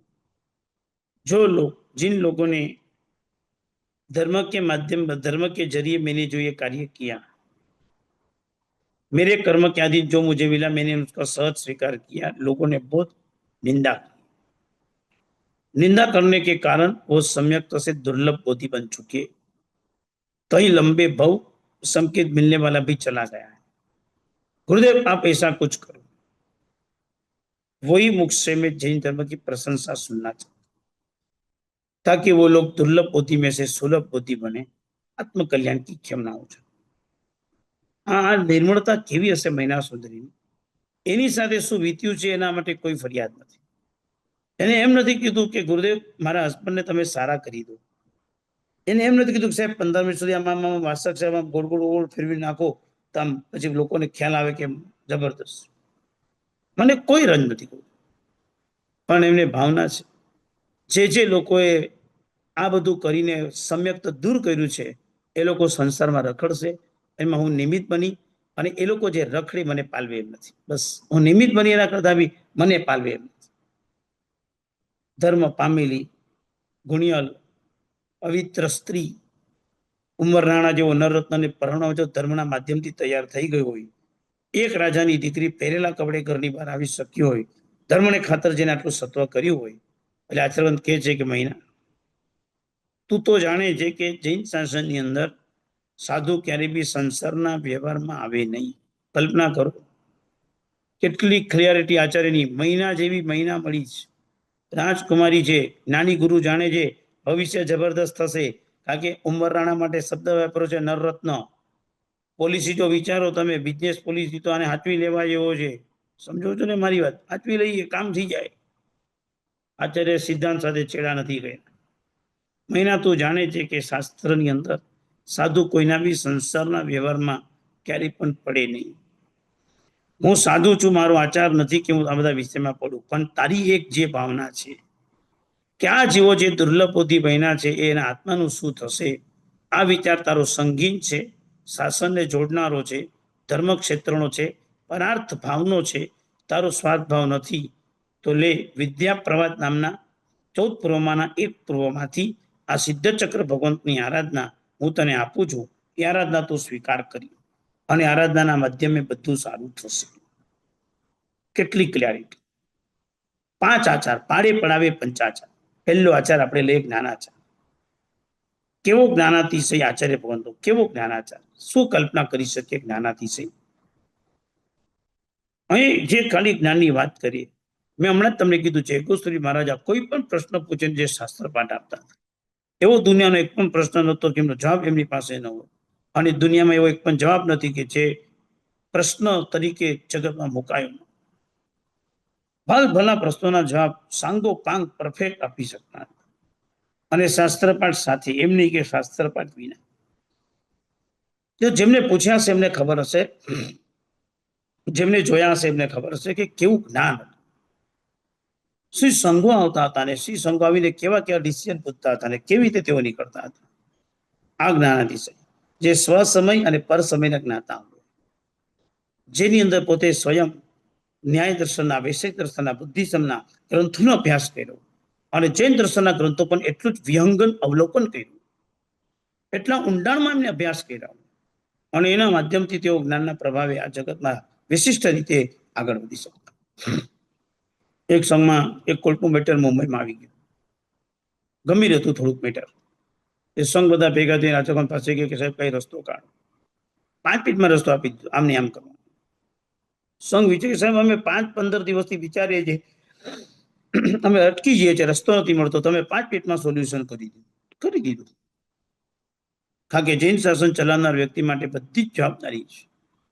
જ્ઞાનની આ અતિશય ગંગામાં તેઓ બેઠા છે અને જ્ઞાન આચાર પોતે સ્વયં પાડે છે અને બીજાને પડાવે છે. ચોમાસામાં, દર ચોમાસામાં રત્ન સુંદર શ્રી મહારાજા સ્વયં રોજની 3 ગાથા નવી કરે છે. આજની તારીખ બધા સાધુને સ્વાધ્યાયમાં બેસાડી પોતે પણ હાથમાં ચોપડી લઈને ગાથા કરે છે. રામસુરી ઢેલાવાળા મહાત્માને જોયા હોય તો છેલ્લી અવસ્થા, રોગગ્રસ્ત શરીર, તો પણ આમ પ્રત્ન પાંડા લઈને બેઠા હોય, ખોવાઈ ગયા. નેમિસુરી સમુદાયમાં પ્રદ્યુમ્ન શ્રી સુજી મહારાજા થઈ ગયા. અંતિમ થોડા 2-3 વર્ષમાં એમને પોતાને બોલાતું નતું બરાબર, કારણ કે મગજ સુધી કદાચ કોઈ લોહી નતું પોતું, આવી પરિસ્થિતિ હતી. પણ સામે પાના પુસ્તકો હોય અને એમ જે લેંગ્વેજ આવી લેંગ્વેજમાં આનંદ વ્યક્ત કરે, એક એક પાઠ મૂકે. કેટલા આચાર્ય ભગવંતો આવા જ્ઞાન માર્ગની અંદર શું અતિશય લઈને બિરાજિત છે. કર્ણાટકના જ્ઞાન ભંડારમાં એક પુસ્તક છે, કર્ણાટકના ભંડારમાં મેં પુસ્તક જોયું છે, નામ છે ભૂલઈ માના. આપણા એક આચાર્ય ભગવંતે ગ્રંથ બનાવ્યો છે. આ બધા એક જ પાનામાં આંકડા ગોઠવાયેલા છે, એમાં 700 અલગ અલગ પ્રકારના ગ્રંથો મૂકેલા છે. આમથી વાંચો તો રામાયણ વંચાય, આમથી વાંચો તો મહાભારત વંચાય, આમથી વાંચો તો પુરાણ વંચાય, આમથી વાંચો તો પુરાણ વંચાય, આમથી વાંચો તો કલ્પસૂત્ર વંચાય. અલગ અલગ એંગલના કોડ મૂકેલા છે. કેવા આચાર્ય ભગવંતોની પાસે શું જ્ઞાનનો ભોળો અભ્યાસ હશે. વિદ્યા પ્રવાદમાંથી આખી સિદ્ધ ચક્રની આરાધના આપે છે. તમને ખ્યાલ છે ને, 28 ચાલે છે. 28 ચાલે છે કે 9 ચાલે છે? પૂછો તો. 9 28 પેલા કહી દો, 8 દિવસની આરાધના છે કે 9 દિવસની આરાધના છે?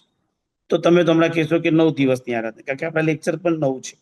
હરિયંશિત આચાર્ય ઉપાધ્યાય સાધુ દર્શનના ચારિત્રને તપ, એટલે આપણે 100% કહીશું.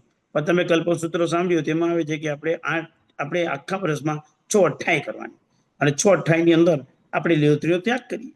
એ તો બધું તમે જાણો છો. તો 28 તો 8 દિવસ થાય. તો ત્યાં આગળ મુનિચંદ્ર શ્રી મહારાજ પણ કહે છે, ચૈત્ર સુદ 8મ થી પૂનમ સુધી 8 દિવસ આ સિદ્ધ ચક્રની આરાધના કરવાની, અને પારને પણ આંબિલ જ કરવાનું. એટલે આંબિલ ન થાય, આરાધના 8 દિવસની થાય. કારણ કે પહેલા ચારિત્ર અને તપ બંને એક જ હતું. ચારિત્ર તપ જુદું નતા પાડતા, પારણના દિવસે તપ કરતા હતા. મારી વાત સમજાતી હશે, હું શું બોલું છું, રિપીટ કરવા. पारने के दिन भी तप होता था, સમજાઈ ગયું હશે. પારને કે દિન બી તપ હોતા હતા.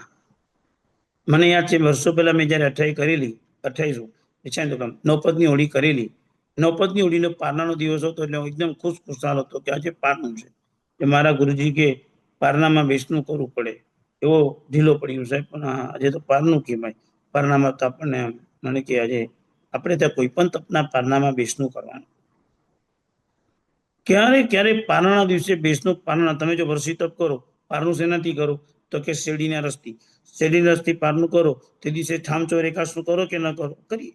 આપણે ત્યાં પારણું એટલે ખાવાની છૂટ, એવું જૈન શાસન નથી. બહુ ઢીલા પડી ગયા છે આપણે. કોઈ પણ તપના પારણામાં બી તપ હોય, એટલા માટે 28 સપ્તાહ વાપર્યો છે. પછી આપણે બધા લોકો વિચાર્યું કે પારણે તપ નહીં થાય એટલે હવે એક દિવસ પેલું ચાલુ કરી નાખો, નો આંબીલ કરી આપશું. સાતમથી આરાધના ચાલુ કરી દીધી. પારણાના દિવસે તપને તપમાં આગળ ગોઠવી દીધું, પારણું પાછળ રાખી દીધું. પારણું એટલે પછી બધા ભેગા થવાનું, સરસ તૈયાર થવાનું, સાતા પૂછવાની અને પછી ગિફ્ટ આપવાની. આવું હવે જૈન શાસન, લૌકિક વ્યવહાર વાળું જૈન શાસન હોય કોઈ દિવસ? પણ આ પ્રથા હવે ચાલુ થઈ ગઈ, હવે કઈ અટકે? આ બધી વ્યવસ્થાઓ સમય બધું બદલાય એટલે બધું ચાલ્યા કરે, એને આપણે કઈ ચેન્જ નથી કરી શકતા. શાશ્વતા દિવસોની બધી આરાધના એક સરખી જ ચાલી જોઈએ, સમષ્ટિગત ચાલી જોઈએ, એટલે આપણે કઈને નિષેધ પણ નથી કરતા. પણ આવી આરાધના કરવાની, અને જે શ્રાવકોએ આગળ વધવું હોય જીવનમાં, તે સિદ્ધ ચક્રની આરાધના ચાલુ કરે. રોજ શ્રાવક પાસે આવી આરાધનાનું નાનું સંપુટ હોય, એની પાસે સિદ્ધ ચક્રનું એક નાનકડું યંત્ર હોય, સિદ્ધ ચક્રની નાની બુકલેટ હોય, નાની માળા હોય, એક મોર પીછીને વાસક શેપ હોય. નવનું વાસક શેપ પૂજન કરી, નવને નવના દુહા બોલી જાપ કરી રોજ સિદ્ધ ચક્રની આરાધના કરવી જોઈએ. ડગલે ને પગલે રિદ્ધિ સિદ્ધિની પ્રાપ્તિ કરાવે એવી આ સિદ્ધ ચક્ર ભગવંતની આરાધના છે. મહિના સુંદરીની પાસે પહોંચ્યા છે અને આચરણ તેને સિદ્ધ ચક્રની આરાધના આપીને કે છે આ આરાધના ચાલુ કરવાની છે, તારે પણ કરવાની છે, અને આ શ્રાવકને પણ તારે કરાવવાની છે. ભલે ગુરુદેવ. હાથ જોડીને ઉંમરાનો સમજી ગયો કે આંગળી થઈ છે, શરૂ થશે, હાથ પાડવા જેવી છે. અને આ પાડીને આવતીકાલના જે મંગલ દિવસો આવતા હતા એ દિવસોમાં મહિના સુંદરીજીના લઈમાં આવી સિદ્ધ ચક્ર ભગવંતની આરાધના કરે છે. શ્રીપાલ દેરાસરની વાર ઓટલા પર બેઠો છે. 700 કોડિયાઓ બી સાથે આવે છે. બધાને મહિના પર અપ્રતિમ શ્રદ્ધા છે, અપ્રતિમ. 700 કોડિયા તો કલ્પનાતીત, કે આ કઈ શ્રાવિક, આ કયા બેન આપણને મળ્યા છે કે જે પોતે ધર્મની અંદરથી ક્યાંય વિચલિત નથી થતા. એ બધા એની સામે આમ બેસી રહ્યા છે. મહિના સુંદર મજાની આરાધના કરે છે, આંબીલની આરાધના કરે, જીન ભગવાનનું સ્નાત્ર કરે, અભિષેક કરે, અને અભિષેકનું પાણી રોજ શ્રીપાલ રાજાના શરીર પર તેનો છંટકાવ કરે. મોટી શાંતિમાં આવે છે ને, મસ્તકે દાતવ્ય મીતિ, એટલે આપણે બધા લોકો ઝૂકી જઈએ, જે લાભાર્થી હોય કે જે સંઘના શ્રાવક હોય એ બધા પર આમ પાણીનો છંટકાવ કરે. અને એમાં જો એકાદ જગ્યાએ ના પહોંચે તો લોકો હું બાકી રહી ગયું, શાંતિમાં બી હાથ ઉપર કરે, માથા પર રહી ગયું, કારણ કે શ્રદ્ધા છે. જે શ્રીપાલને એક આવા સિદ્ધ ચક્રની આરાધનાના સ્નાત્ર જડતી કોટ રોગ જઈ શક્યો હોય, મારી માનસિકતા તો મજબૂત થઈ જ જશે, આ શ્રદ્ધા છે.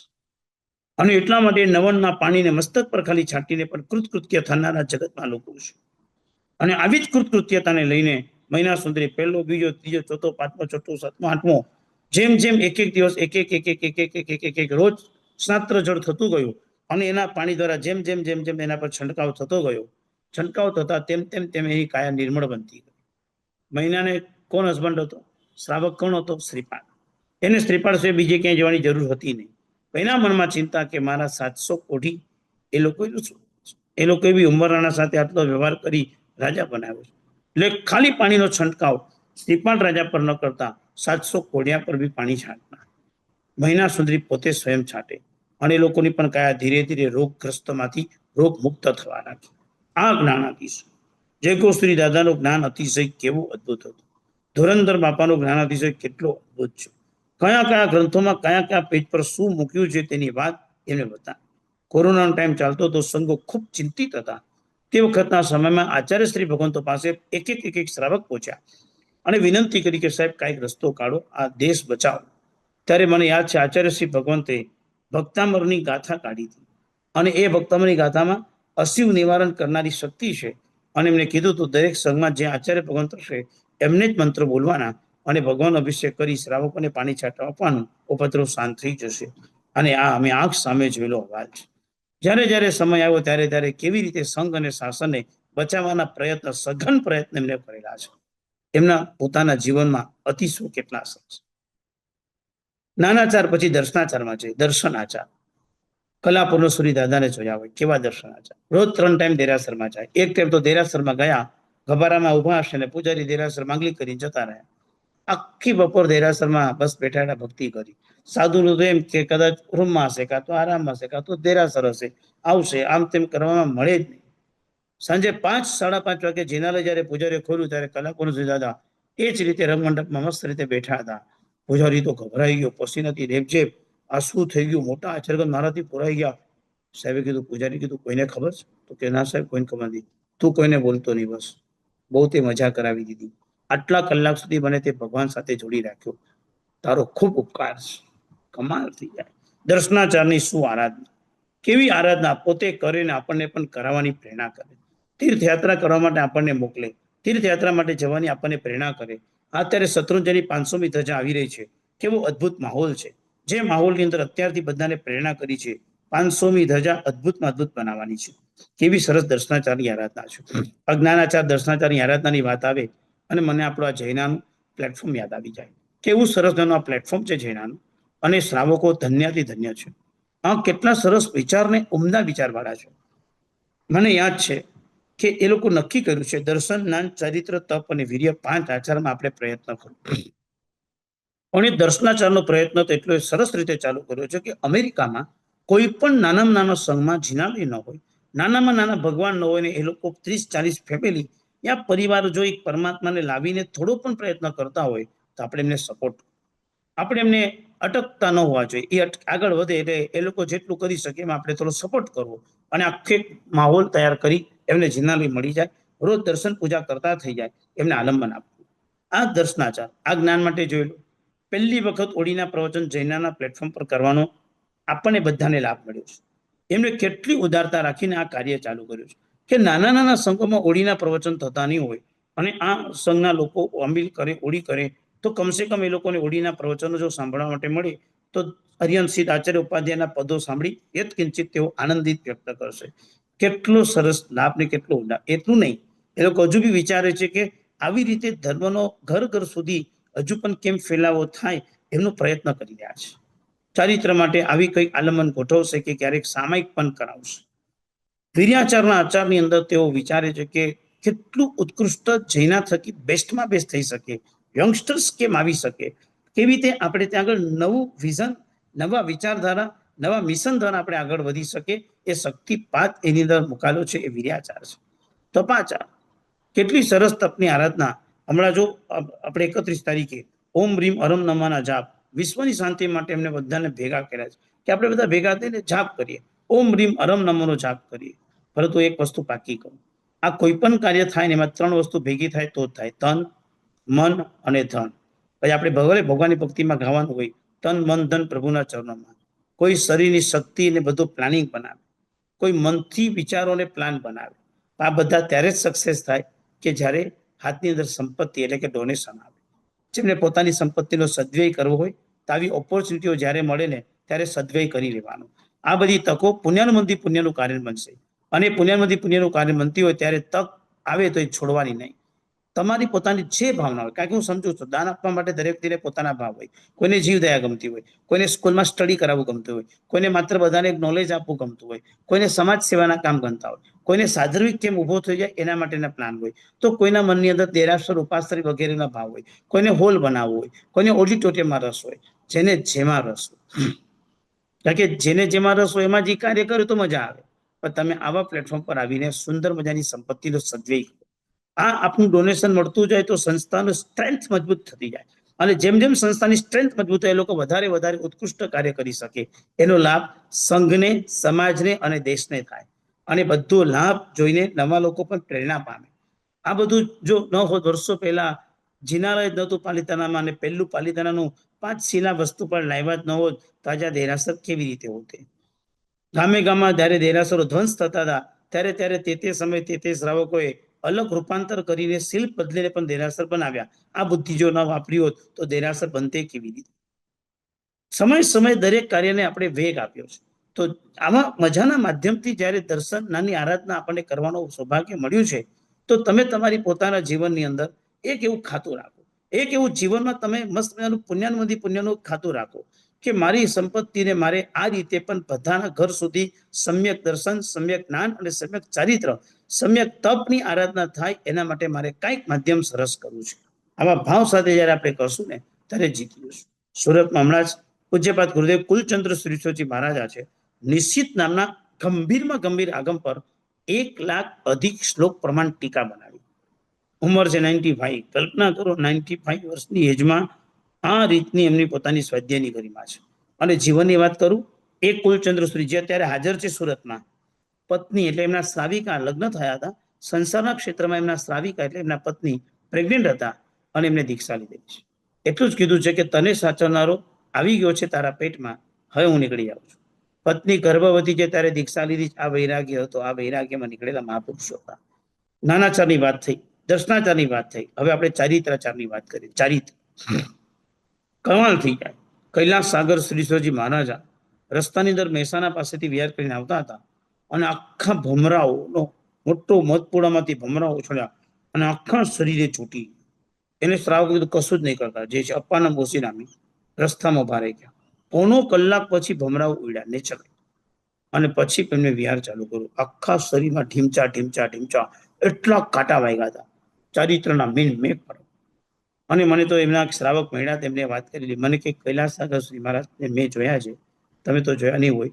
4 વાગે વહેલા ઉઠીને ટેકરી પર ઠલ્લે બહાર જાય એ સિમંદર દાદા સાથે વાતો કરી શકતા હતા. અને શુદ્ધ ચારિત્ર હતું. આજે અમે મહેસાણા પાસામાં અભ્યાસ કર્યો છે. મહેસાણા પાસામાં નામ છે ચારિત્ર ચૂડામણી રવિ સાગરજી મહારાજા. ચારિત્ર ચૂડામણી એટલે શું? તો કે સંયમ જીવનમાં એક પણ દિવસ આધા કરવી એટલે કે દોષિત ગોચરી વાપરી નથી.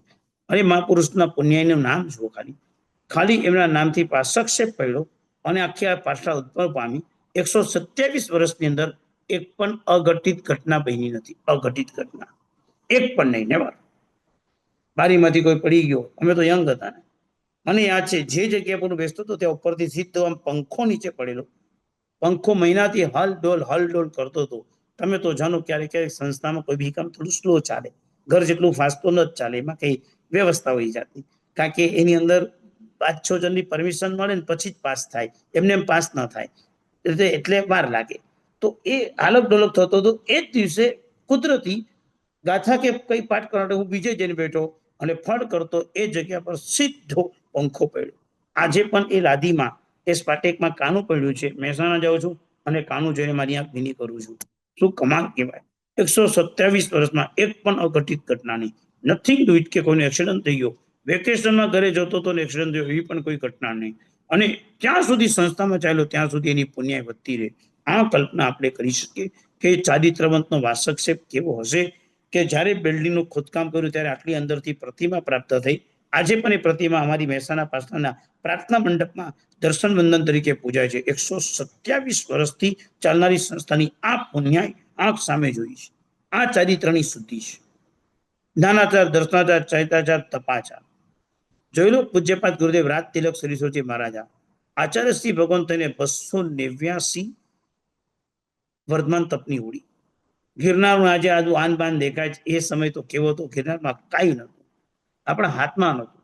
આખા ગિરનારના ઉદ્ધારની અંદર જેમ યાદ આવે ત્યારે નીતિશ્રી મહારાજા જેમને રૈવતાચલ ગીરીનો ઉદ્ધાર કરેલો, એમની પરંપરામાં આગળ વધીને યાદ કરી હિમાંશુ શ્રીસોજી મહારાજ.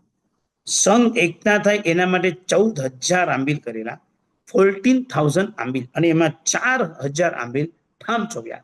ठाम चौबियार का मीनिंग होता है जब भोजन करने के लिए बैठना तब पानी पीना, भोजन करके खड़े होते पानी छोड़ देते. કેવા કેવા મહાપુરુષ. ચકાચક દાદાને તો જાણતા હશો, કારણ કે ચકાચક દાદાના આશીર્વાદ બધાને સારું થઈ જાય. એટલે ચકાચક દાદા તો આપણને બધાને ખબર હશે. એ ચકાચક દાદા એમના આશીર્વાદથી આટલું સારું થાય, પણ ચકાચક દાદાના ગુરુને કેમ ભૂલી ગયા?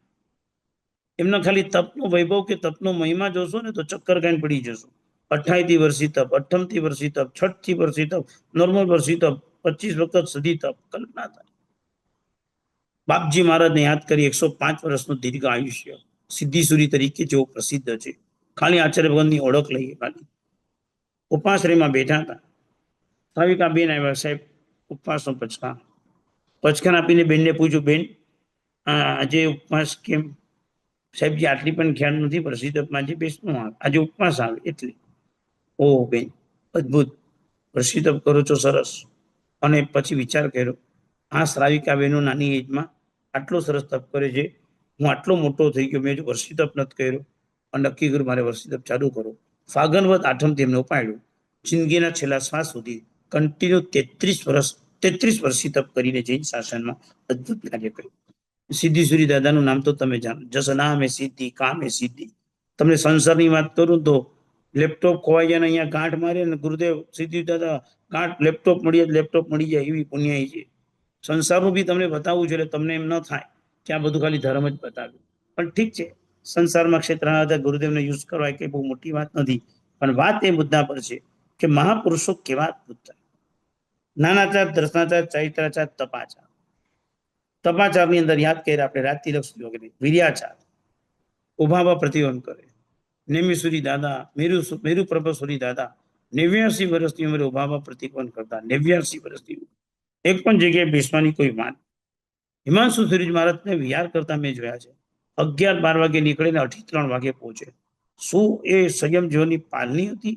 એમની સાથે મેં 3 કિલોમીટરનો વિહાર કર્યો છે. Only 3 kilometre. આમ હૃદયમાં વસી ગયા છે. 3 કિલોમીટરનો વિહાર કરીને પહોંચ્યા ઉપાસ દરિયાસરમાં. દેવવંદન કર્યું, દેવવંદન પૈદું ચૈત્યવંદન કર્યું, એમને આંબીલ બાકી હતું. આખો સંઘ ભેગો થયો હતો, દર્શન વંદન માંગલિક બધું થયું.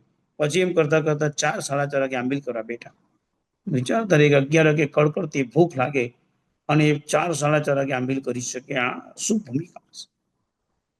વિદ્યા પ્રવાદમાંથી મળેલી સિદ્ધચક્રની આરાધનાને જેમ જેમ રખાતું ગયું અને તેમ તેમ નિર્મળ કાયા પ્રાપ્ત થતી ગઈ. 5 આચાર પાડે છે: જ્ઞાન, દર્શન, ચારિત્ર, તપ અને વીર્ય.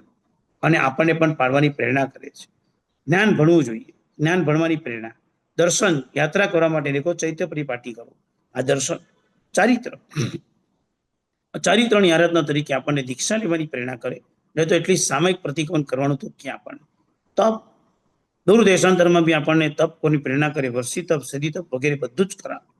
ન્યુયોર્કની અંદર લાસ્ટ ટાઈમ 3-4 શ્રાવકોએ સિદ્ધિ તપની આરાધના કરેલી, કે વધારે હશે, કદાચ ભૂલતો હોઈશ.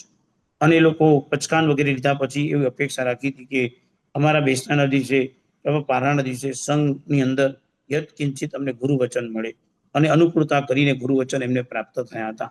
કેવી સરસ પ્રેરણા તપ. દૂર દેશાંતરમાં બેઠેલા વ્યક્તિને પણ એક એવું ફીલ ન થાય કે આરાધનામાં હું વંચિત રહી ગયો, એને ધર્મ આપો. અને વીર્ય, શું શ્રાવકો તૈયાર કર્યા છે, કેવા કેવા રીતે શ્રાવકોને તૈયાર કર્યા છે, આપણે કલ્પના ન કરી શકીએ. આચાર્ય ગ્રંથોના શ્રાવકો યાદ કરીએ તો થાય કે કેવા શ્રાવકો ત્યાં જૈન શાસન સુખટ જેવા શ્રાવકો બનાવ્યા. આમાં 5 આચાર પાડી અને ભણાવે. આ આચાર્ય ભગવંતો છે. આવતીકાલે દિવસે ઉપાધ્યાયજી ભગવંત આવશે. ઉપાધ્યાયજી ભગવંતનો જે ગુણ છે વિનય અને વિનયન. વિનય કોને કહેવાય અને વિનયન કોને કહેવાય, આ બંને ગુણો પર આપણે આવતીકાલે પ્રકાશ પાડશું. ઉપાધ્યાય પદની આરાધના કરશું. આજે આચાર્ય ભગવાન 36 ગુણો છે.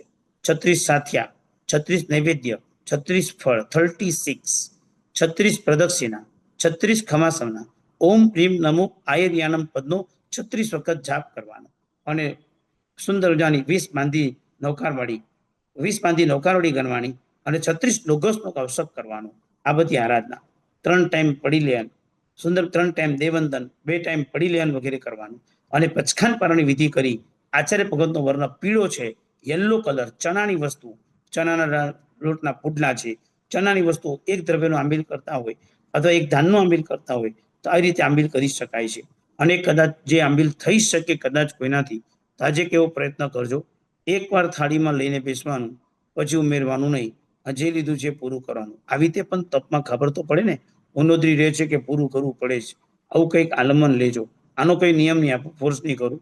થઈ શકે આરાધના કરજો, શુભ ભાવથી અંદરથી કરજો કે કંઈક પ્રયત્ન કરવો છે. એક વખત જ લેવું છે, બીજી વખત નથી. કેમ આવું વિચાર્યું આપણે?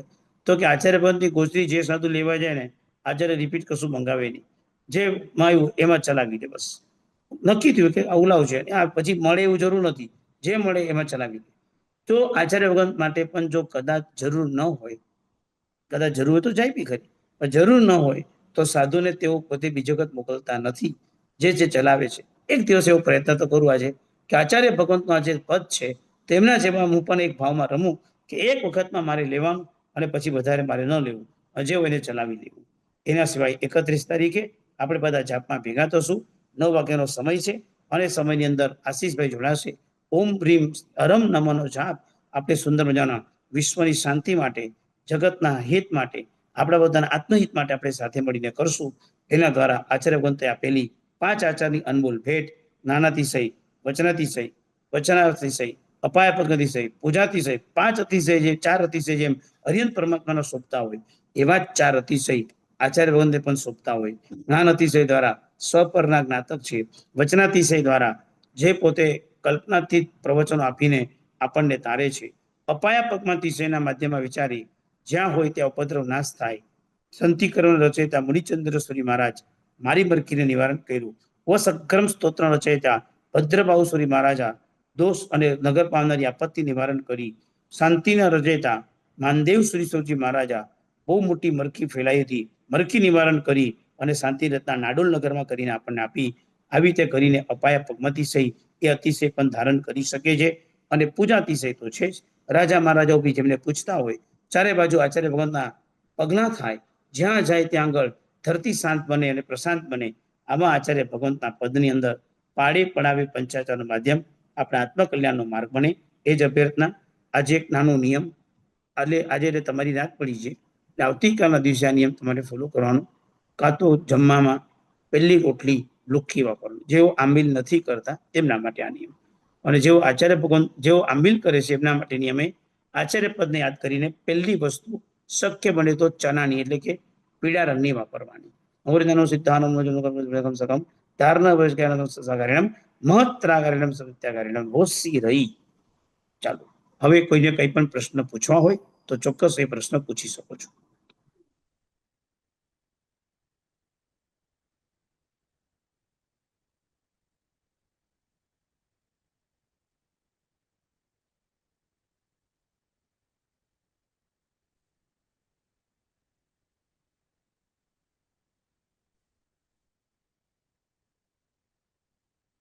લુક્સ લાઈક પારસભાઈ કોઈને કોઈ ક્વેશ્ચન નથી, યુટ્યુબ ઉપર બી કોઈ પ્રશ્ન નથી. ઓકે, છેલ્લી એક વાત કરીને છૂટા પડીએ. છેલ્લી એક વાત કરીને છૂટા પડીએ આપણે. ગંભીરતાથી નેમિશ્વરી દાદાને યાદ કરી આજના દિવસે. કેવો એ સમય હશે જેમના ગુરુ પન્યાસજી હતા, પન્યાસ વૃદ્ધિચંદ્રજી, અને એ એમના શિષ્યને આચાર્યપતિ આપી ગયા. બરાબર વાત સાંભળજો. પન્યાસ વૃદ્ધિચંદ્રજી એ એમના પન્યાસજી હતા અને એમના શિષ્ય નેમિશ્વરી દાદા એટલે નેમિ વિજયજીને આચાર્યપદ આપી રહ્યા હતા. સંઘોએ ભેગા થઈ નક્કી કર્યું કે હવે આચાર્યની જરૂર છે, આ શક્તિ સંપન્ન છે, આમનામાં જબરદસ્ત શાસન સેવાની ખેવના છે, અમને આચાર્ય પદ આપો. અને બરાબર એ વખતે આચાર્ય પદ આપવાનું નક્કી કર્યું અને સકલસી સંઘોની વચ્ચે એમને આચાર્ય પદ અર્પણ થયું. શાસન સમ્રાટ બન્યા. કલ્પના કરજો કે કેવી રીતે જૈન શાસન એમને દ્રષ્ટાંતો અને જીવન ચરિત્ર તો એટલું બધું અદ્ભુત છે કે એ વખતના સમયમાં એક જાદુગર હતો ભાવનગર એરિયામાં. અને ત્યાં આગળ એ ભાવનગર એરિયા વાળો જાદુગર એવો કમાલનો કે મહાત્માના પાત્રમાં ગોચર્યું હોય ને એને લોહીનો કલર કરી નાખે, માઉન્સ જેવા આકાર કરી નાખે. આવો એક જાદુગર નીકળ્યો અને બધા મહાત્મા ચિંતિત થઈ ગયા, ગભરાય જાદુગરથી. એટલે નિમિશ્વરી દાદા પાસે આવ્યા કે સાહેબજી બહુ ડર લાગે છે, આમાં અમારો ઉપવાસ થઈ ગયો, મને આમ એવું થાય છે કે આમ કેમ ચિતરી ચડી બધું થઈ જાય છે અને એ જો જાદુગર અહીંયા જ ફરે છે, આમ તેમ કરે છે. ઠીક છે, શ્રાવકને બોલાવ્યો. બોલો સાહેબ. બોલો જાદુગરને કાલે વ્યાખ્યાનમાં લેતા આવજો. ભલે સાહેબ. સાધુને બોલાવ્યો. કાલે મારી વ્યાખ્યાની 7 પાઠ ગોઠવજો અને 7 પાઠ પર બેસીને હું પોતે વ્યાખ્યાન કરીશ. અને બરાબર 7 પાઠ પર વ્યાખ્યાન ચાલતું હતું. ચાલુ વ્યાખ્યાનમાં જાદુગર આવીને બેઠો અને સાધુને કીધું કે જેમ જેમ વ્યાખ્યાન ચાલે ઓલો આવી જાય એટલે એક એક પાઠ નીચેથી કાઢતા રહેજો. એક એક પાઠ નીચેથી નીકળતી ગઈ. આચાર્ય હવામાં અદ્ધર ઉભા રહ્યા. પ્રવચન પૈતૃ જાદુગરે પૂછ્યું, સમજાઈ ગયું? સાહેબ સમજાઈ ગયું, કોઈને હેરાન નહીં કરું. આ શક્તિ દેવીશ્રી દાદા. આવે તો કેટલા એક્ઝામ્પલ છે. એટલે આપણને એમ થાય કે જૈન શાસનની આજની તારીખમાં પણ જે આન બાન શાન વધારી છે ને વૃદ્ધિ કરીને આપણને જે આપી છે ને એમની ખૂબ અનંત કૃપા છે, કલ્પના થઈ શકે. કંઈક વચ્ચે એક મેસેજ આવ્યો છે, શું આવ્યો છે જરાક જણાવશો?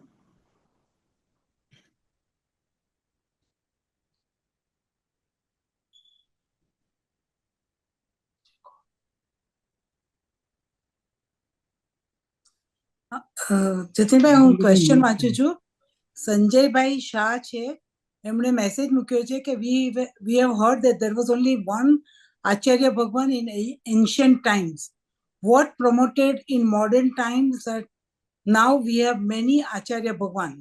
એટલે એમનો ક્વેશ્ચન એમ છે કે પહેલાના જમાનામાં ખાલી એક જ આચાર્ય ભગવાન હતા અને હવે શું થયું કે જેનાથી આટલા બધા આચાર્ય ભગવાન થઈ રહ્યા છે? What has change?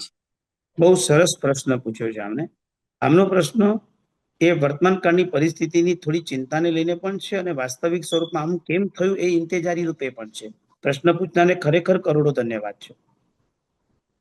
સીધું સીધું જો સમજવા જઈએ ને, પેલા એક મર્યાદા હતી કે એક જ આચાર્ય, અને એવું હતું 3000 સાધુ વચ્ચે બી એક આચાર્ય હતા, 2000 સાધુ વચ્ચે પણ એક આચાર્ય હતા, 1000 સાધુ વચ્ચે પણ એક જ આચાર્ય, આવું હતું 100%. હીરસુરી એક જ હતા, કારણ કે સૂર્ય મંત્રનું આમનાની પરંપરા એક જ સાધુ સુધી પહોંચે, બીજા સાધુ સુધી ન પહોંચે. પરંતુ વાસ્તવિકમાં એવું થયું છે કે સંઘન બળ ઘટી ગયા છે, પહોંચી વળાતું નથી. અને આચાર્ય ત્યારે છે ને સંઘની બધી કાર્યમાં ઇન્વોલ્વ નતા. દેરાસરને, ઉપાશ્રયને, શ્રાવકોને વ્યાખ્યાન આપવું ના બહુ ઓછું લેતું હતું, ખપ પૂરતું, ફરજિયાત નતું. સાધુની આરાધના અલગ ચાલતી, શ્રાવકની આરાધના અલગ ચાલતી. પણ 54મી પરંપરા પછી એક લઘુ પોષણની પરંપરા એવી આવી કે સાધુએ નક્કી કર્યું, કેટલાક લોકોએ, કે આપણે શ્રાવકોને પણ પ્રતિક્રમણ સાથે લેવા. એટલે શ્રાવકથી નજદીક થયા, દીક્ષાઓ પણ થોડીક વધી, આપણે એનાથી નજીક થયા. હવે શ્રાવકથી નજીક થયા એટલે કોન્ટેક્ટ વધ્યો, શ્રાવકના કર્તવ્યમાં ઇન્વોલ્વમેન્ટ આવવા લાગ્યું, એટલે બિઝીએસ થવા લાગ્યા. સમુદાય વધતો જાય, એક વ્યક્તિને પહોંચવાના કાર્યો વધવા લાગ્યા, એટલે બધે પહોંચી વળતા નથી. એટલે એકમાંથી પછી 2 આચાર્ય, 2માંથી 3 આચાર્ય, એમ કરતા કરતા હવે ગ્રુપ વાઇઝ મોટા મોટા આચાર્ય ભગવંતોને પદવી વાઇઝ તૈયાર કરવા લાગ્યા. ઘણી વખત એવું બને કે અમુક પ્રાયશ્ચિતો આપવામાં પહોંચી વળાતું નથી. હવે સંઘો સાચવવાની જવાબદારી પણ બહુ મોટી થઈ ગઈ છે, એટલે પહોંચી વળાતું નથી. છતાં પણ એક મર્યાદા છે. આખા કચ્છના બધા આચાર્યમાં ગચ્છાધિપતિ એક છે. સમય જતા અત્યારે પણ પરિસ્થિતિ એવી થઈ છે કે 2 ગ્રુપની અંદર 2 ગચ્છાધિપતિ છે. સંજોગને અનુસારે 2 ગચ્છાધિપતિ પણ રાખવા પડ્યા છે અને થયા છે. ઘણા બધા આચાર્ય ભગવંતોને તે કોઈને પદવીને કારણે, કોઈને પૈર્યને કારણે, કોઈને શિષ્ય પ્રશિષ્ય પરંપરાને કારણે, કોઈને એમના પોતાની જ્ઞાન દશાથી આગળ થાય એના માટે. અને વર્તમાનમાં સૌથી વધારે જો પ્રશ્ન હોય તો શાસનની અંદર બહુ જ આપત્તિઓનો કાળ ઘણા વર્ષોથી ચાલે છે અને હજુ ચાલવાનો છે. એવા સમયમાં આચાર્ય ભગવંતોની સૂર્ય મંત્રની આરાધના જ આ શ્રી સંઘને બચાવી શકે. એટલા માટે આચાર્ય ભગવંતોને વૃદ્ધિવંત કરી વર્તમાનના જ્ઞાની ભગવંતોએ એમને તે ક્ષેત્ર સોંપીને તે ક્ષેત્રમાં સંરક્ષણ અને સૂર્ય મંત્રની આરાધના સોંપી છે. તમને એક ગંભીર વાત કહી દઉં કે મુંબઈમાં ક્યારે પણ ગચ્છાધિપતિ ન હોય એવું નથી. જયગોશ્રી દાદા એમ કહેતા હતા, એક ગચ્છાધિપતિ મુંબઈમાં ફરજિયાત રહેવાનું, નહીં તો મુંબઈ પર બહુ મોટો આપત્તિકાળ છે. એમના જ્ઞાનમાં દેખાયું હશે. અને બહુ અંદરની વાત, આ બધું જાહેરમાં લખાઈને બોલાય નહીં, તમે બી સમજી શકો છો. એક ગચ્છાધિપતિ, કોઈ બી સમુદાયના ગચ્છાધિપતિ મુંબઈમાં હોય જ. આ મુંબઈને આવી રીતે બચાવે. એટલે વર્તમાન કાળની પરિસ્થિતિને લઈ આવી રીતે આચાર્ય પદને ગોઠવવામાં આવ્યું છે. મેં બી કદાચ બહુ ઓછી રીતે જવાબનો સ્પષ્ટતા કરી શક્યો છું, પણ તમને યત્કિંચિત એમાં સંતોષ મળ્યો હશે, કારણ કે કેટલાક જવાબ જાહેરમાં બધી રીતે સંપૂર્ણ આપી શકાય તેવા નથી. પારસભાઈ, બીજો એક સવાલ છે, પ્રવીણભાઈ કરીને છે એમનો, કે ladies can become a Acharya પદવી મેળવી શકે? લેડીઝ માટે આચાર્ય પદવી નથી, પણ પ્રવૃત્તિની પદવી છે. પ્રવૃત્તિની અત્યારે વર્તમાનમાં પ્રવૃત્તિની સાથી જોગન તો 3-4 છે. અચલગચ્છમાં છે, તપાકતમાં, ભવનો સમુદાયમાં પણ છે. પ્રવૃત્તિની સાધ્વી છે. આચાર્ય પદ માટે છે ને ભગવતીના જોગ કરીને તો જ થઈ શકે. અને અત્યારે વર્તમાનની અંદર શ્વેતાંબર પરંપરાની અંદર, વૃત્તિપૂજક પરંપરાની અંદર માત્ર 6 આગમ ભણવાની રજા છે. મતલબ કે ભગવતી સૂત્રના અધિકારો એમને મળ્યા નથી. અધિકાર ન હોવાના કારણે તેઓ જોગ કરી શકતા નથી. જોગ ન કરી શકતા હોવાના કારણે તે પદવીને યોગ્ય થઈ શકતા નથી. એટલે આચાર્ય ભગવાન આચાર્ય પદની પદવી એમને અપાતી નથી. પણ અમુક વર્ષની ઉંમર પસાર થઈ ગયા પછી, લાઈક 55 વર્ષ જેવો સમય પસાર થઈ ગયા પછી એમના જીવનની અંદર એમને પ્રવૃત્તિની પદવી આપી શકાય છે. પ્રવૃત્તિની પદવી અને સાધ્વી મહત્તરા પદવી, આ 2 પદવી અત્યારે ચાલે છે. પ્રવૃત્તિની એટલે શું? કે જે કદાચ આખા ગચ્છને સરસ મજાનું સંચાલન કરી શકે અને કેટલાક જરૂર પૂરતા નાના નાના સાધ્વીજીના જે સાધ્વીગંધાના ગંભીર પ્રાયશ્ચિત હોય, એ પ્રાયશ્ચિત અત્યારે કદાચ સાધુ કે એની પાસે લેવા માટે એમને સંકોચ થયા હોય, લેડીઝ સંબંધીના પ્રાયશ્ચિત હોય, તેમાં નાના નાના પ્રાયશ્ચિત તેઓ લઈ શકે. એક વાત. અને બીજું, તેઓ પોતે પોતાનું નાનું નાનું કેવી રીતે અભ્યાસ વગેરેનું કાર્ડ કરો કે તે ગોઠવવું, નાના ચોમાસા કેમ ગોઠવવા, એનો જસ્ટ પ્લાન બનાવી શકે એટલો અધિકાર એમને મળે. અને સાધ્વી મહત્તરા એટલે એ આખા ગ્રુપમાં સૌથી વયોવૃદ્ધ, પર્યાયમાં વૃદ્ધ અને જ્ઞાનમાં વૃદ્ધ જે મોટા હોય તેને કહેવામાં આવે છે સાધ્વી મહત્તરા. આ બે પદવી અત્યારે આપવામાં આવી છે. અચલગઢની અંદર સાધ્વી હંસાવલીજી મહારાજા અત્યારે પ્રવર્તિની અને સાધ્વી મહત્તરા સાધ્વીજી તરીકે મુંબઈમાં બિરાજિત છે. કદાચ દેવલાલીમાં છે, પણ એ અત્યારે છે કારણ કે સૌથી મોટા છે અને પ્રવૃત્તિની પણ સાદી યુવાન છે. તો આવા પુણ્યશાળી સાદી યુવંતોથી આ જૈન શાસન શોભી રહ્યું છે.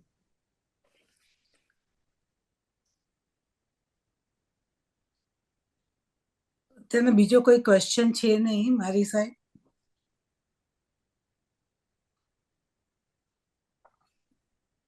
જય જીનેન્દ્ર અને પ્રણામ બધાને. હું કલ્પના ગાંધી પાછી ફરીથી તમને બધાને આપણા ચૈત્ર માસની આંબેલની ઓળીનો જે સ્વાધ્યાય આજે આપણે આમ 5મો દિવસ અને આંબેલની ઓળીનો 3જો દિવસમાં જોડાયા છે તે બધાની ખૂબ ખૂબ અનુમોદના કરું છું. બધા જ આંબેલની ઓળીના તપસ્વીઓ સાતામાં હશે અને પૂજ્ય પંડિતજી પારસભાઈને ખાસ અમે વંદન કરીએ છીએ. બધા જ જૈન પરિવાર તરફથી આપનો અમે હાર્દિક આભાર વ્યક્ત કરીએ છીએ કે આપે અમને આંબેલની ઓળીમાં પવિત્ર પ્રસંગે 3જા દિવસે ઝૂમ મારફતથી ભારતમાંથી જોડાઈને અમેરિકાના જૈન સમાજ માટે અત્યંત સુંદર જ્ઞાનવર્ધક અને સ્વાધ્યાય કરાવી રહ્યા છો. આજે મેં પહેલી વખત આટલા બધા આચાર્ય ભગવંતના નામ 1 કલાકના સ્વાધ્યાયમાં સાંભળ્યા હશે અને એને ખૂબ ખૂબ ખુશી બી થઈ કે આટલા બધા આચાર્ય ભગવંતના નામ આજે સાંભળવા મળ્યા મને. આપના ગ્રહણ જ્ઞાન અને સરળ સમજાવટ અને આત્મસંસ્કાર તરફ દોરી જાય તેવા પ્રવચનથી તમામ શ્રોતાઓ ખૂબ જ પ્રભાવિત થયા છીએ. આની માટે આજે દિલથી અમે તમારો આભાર માનીએ છીએ. અને જે તમે અમને આજે પાળે પડાવીને પંચાચારમાં જે બધા 5 સ્તપ વિશે જે ડિટેલમાં સમજાવ્યું અને ઘણું સરસ રીતે સમજાવ્યું એની માટે ખૂબ ખૂબ તમારા ધન્યવાદ. અને આ ખાસ પ્રોગ્રામ ઓર્ગેનાઇઝ કરવા માટે અમે અતુલભાઈ જે અમારા જૈનાના પ્રેસિડેન્ટ છે, એમનો જતીનભાઈ જે અમારા રિલિજિયસ અને જે અમારા આ કમિટીના લીડર છે એમના બી અમે ખૂબ ખૂબ આભારી છીએ કે એ લોકોએ ખૂબ મહેનત કરી છે. સાથે સાથે ધીમેનભાઈ જે ઇન્ડિયાથી જોડાઈને અમને સવારના વહેલા ઉઠીને આ બધું કનેક્શન ને બધું કરાવી આપે છે. ધીમેનભાઈ અમે તમારા બી ખૂબ ખૂબ આભારી છીએ. અને બધાને જેને બી લાભ લેવાનો સ્પોન્સરશિપમાં ઇન્ટરેસ્ટ હોય તો પ્લીઝ તમે તમારું નામ અમને લખાવી શકો છો. $151 આપણો નકરો છે સ્વાધ્યાય માટેનો. અને આપણે ઇવન 31મી માર્ચે મહાવીર જન્મ કલ્યાણકના દિવસે જાપ પણ રાખ્યા છે રાતના 9 વાગ્યાથી. અને આશીષભાઈ મહેતા આપણે ખાસ કરાવવાના છે તો બધાને જાપમાં બી જોડાવા વિનંતી છે. અને જેને બી જાપમાં ઘી બોલીનો લાભ લેવો હોય તો એમાં બી તમને $251 નકરો છે. તો બધા સાતામાં રહેજો. ખૂબ ખૂબ તમારા બધાની અનુમોદના. અને આપણા અત્યારના જે આંબેલના લેક્ચર ચાલી રહ્યા છે એના સ્પોન્સરશિપના નામ તમે સ્ક્રીન પર જોઈ શકો છો. રાકેશભાઈ છે, રસિકભાઈ ને કલ્પનાબેન છે, એક સદગ્રસ્ત ફ્લોરિડાથી છે, એક સદગ્રસ્ત શિકાગોથી છે, એક સદગ્રસ્ત વર્જિનિયાથી છે અને બીનાબેન પ્રદીપભાઈ શાહ ડલાસ ટેક્સાસથી છે. આ બધા સ્પોન્સરોને બી ખૂબ ખૂબ અનુમોદના. બસ ગુરુજી, હવે તમે છેલ્લો માંગલિક સંભળાવજો અમને. स्वामी सब जीवे सव्ये जीवा कमंतु मे मित्ति में सब भूये सुवेरम मज्जन के नहीं स्यमस्तु सर्व जगतः परहित निरता भवन्तु भूतगणा दोषा प्रयान्तु नाशं सर्वत्र सुखी भवतु लोकः चत्तारि मंगलम अर्यन्ता मंगलम सीता मंगलम साहु मंगलम केवली पन्नतो धम्म मंगलम चत्तारि लोकोत्तम अर्यन्ता लोकोत्तम सीता लोकोत्तम साहु लोकोत्तम केवली पन्नतो धम्म लोकोत्तमो चत्तारि शरणं भोजामि अर्यन्ते शरणं भोजामि सिद्धे शरणं भोजामि साहु शरणं केवली पन्नतं धम्मं शरणं भोजामि पानावय मूल्यं च रिक्कमेव दैवचं कों मानं मायलोहं पिच्चं तादोषं कलम बकारं पिस्सनोरे समवतं परपरिवाम समिच्छत सलं च ओसिरि सेवाय मुख्यमक संसक विकपवायं तुग्गै निबंधनाय 18 भावटानाय मे गोम नति में कोई नाम न सकसई एव दिन सप्पान अनुसा से गोमे सासो नानंद संजो शेषामि बैरा बाबा सभे संजोग लक्षणा संजोग मूला जीवेन पत्ता दुःख परंपरा तमहा संजोग संबंधम शब्दम तेन ओसिरियम पर्यंतो महदेव चावच्यम सुसाउन गुरुणो जिन पन्नतम ततम व्यसम्मतम एकयम खमिय खमाव्य मई खम सब जीवनिकाय सिद्धसा कालो एन मुझावेर भाव सवे जीवा कम सचौद राजभवंत तेमे सब खमाव्य मुज्जवि ते खमंत जम जम मणिन बद्धम जम जम वायन भाष्यम पावम જમ જમ કાય ન યમ મિચ્છામિ દુક્કડમ તસ્સ મિચ્છામિ દુક્કડમ તસ્સ જનાર્દન વિરુદ્ધ કર્મ તો મિચ્છામિ દુક્કડમ સર્વમંગલ મંગલમ સર્વજ્ઞાન કારણમ પ્રધાન ધર્માણમ જૈનમ જયતિ શાસનમ. બોલો શ્રી આદિશ્વર ભગવાન કી ભગવાન કી જય. જય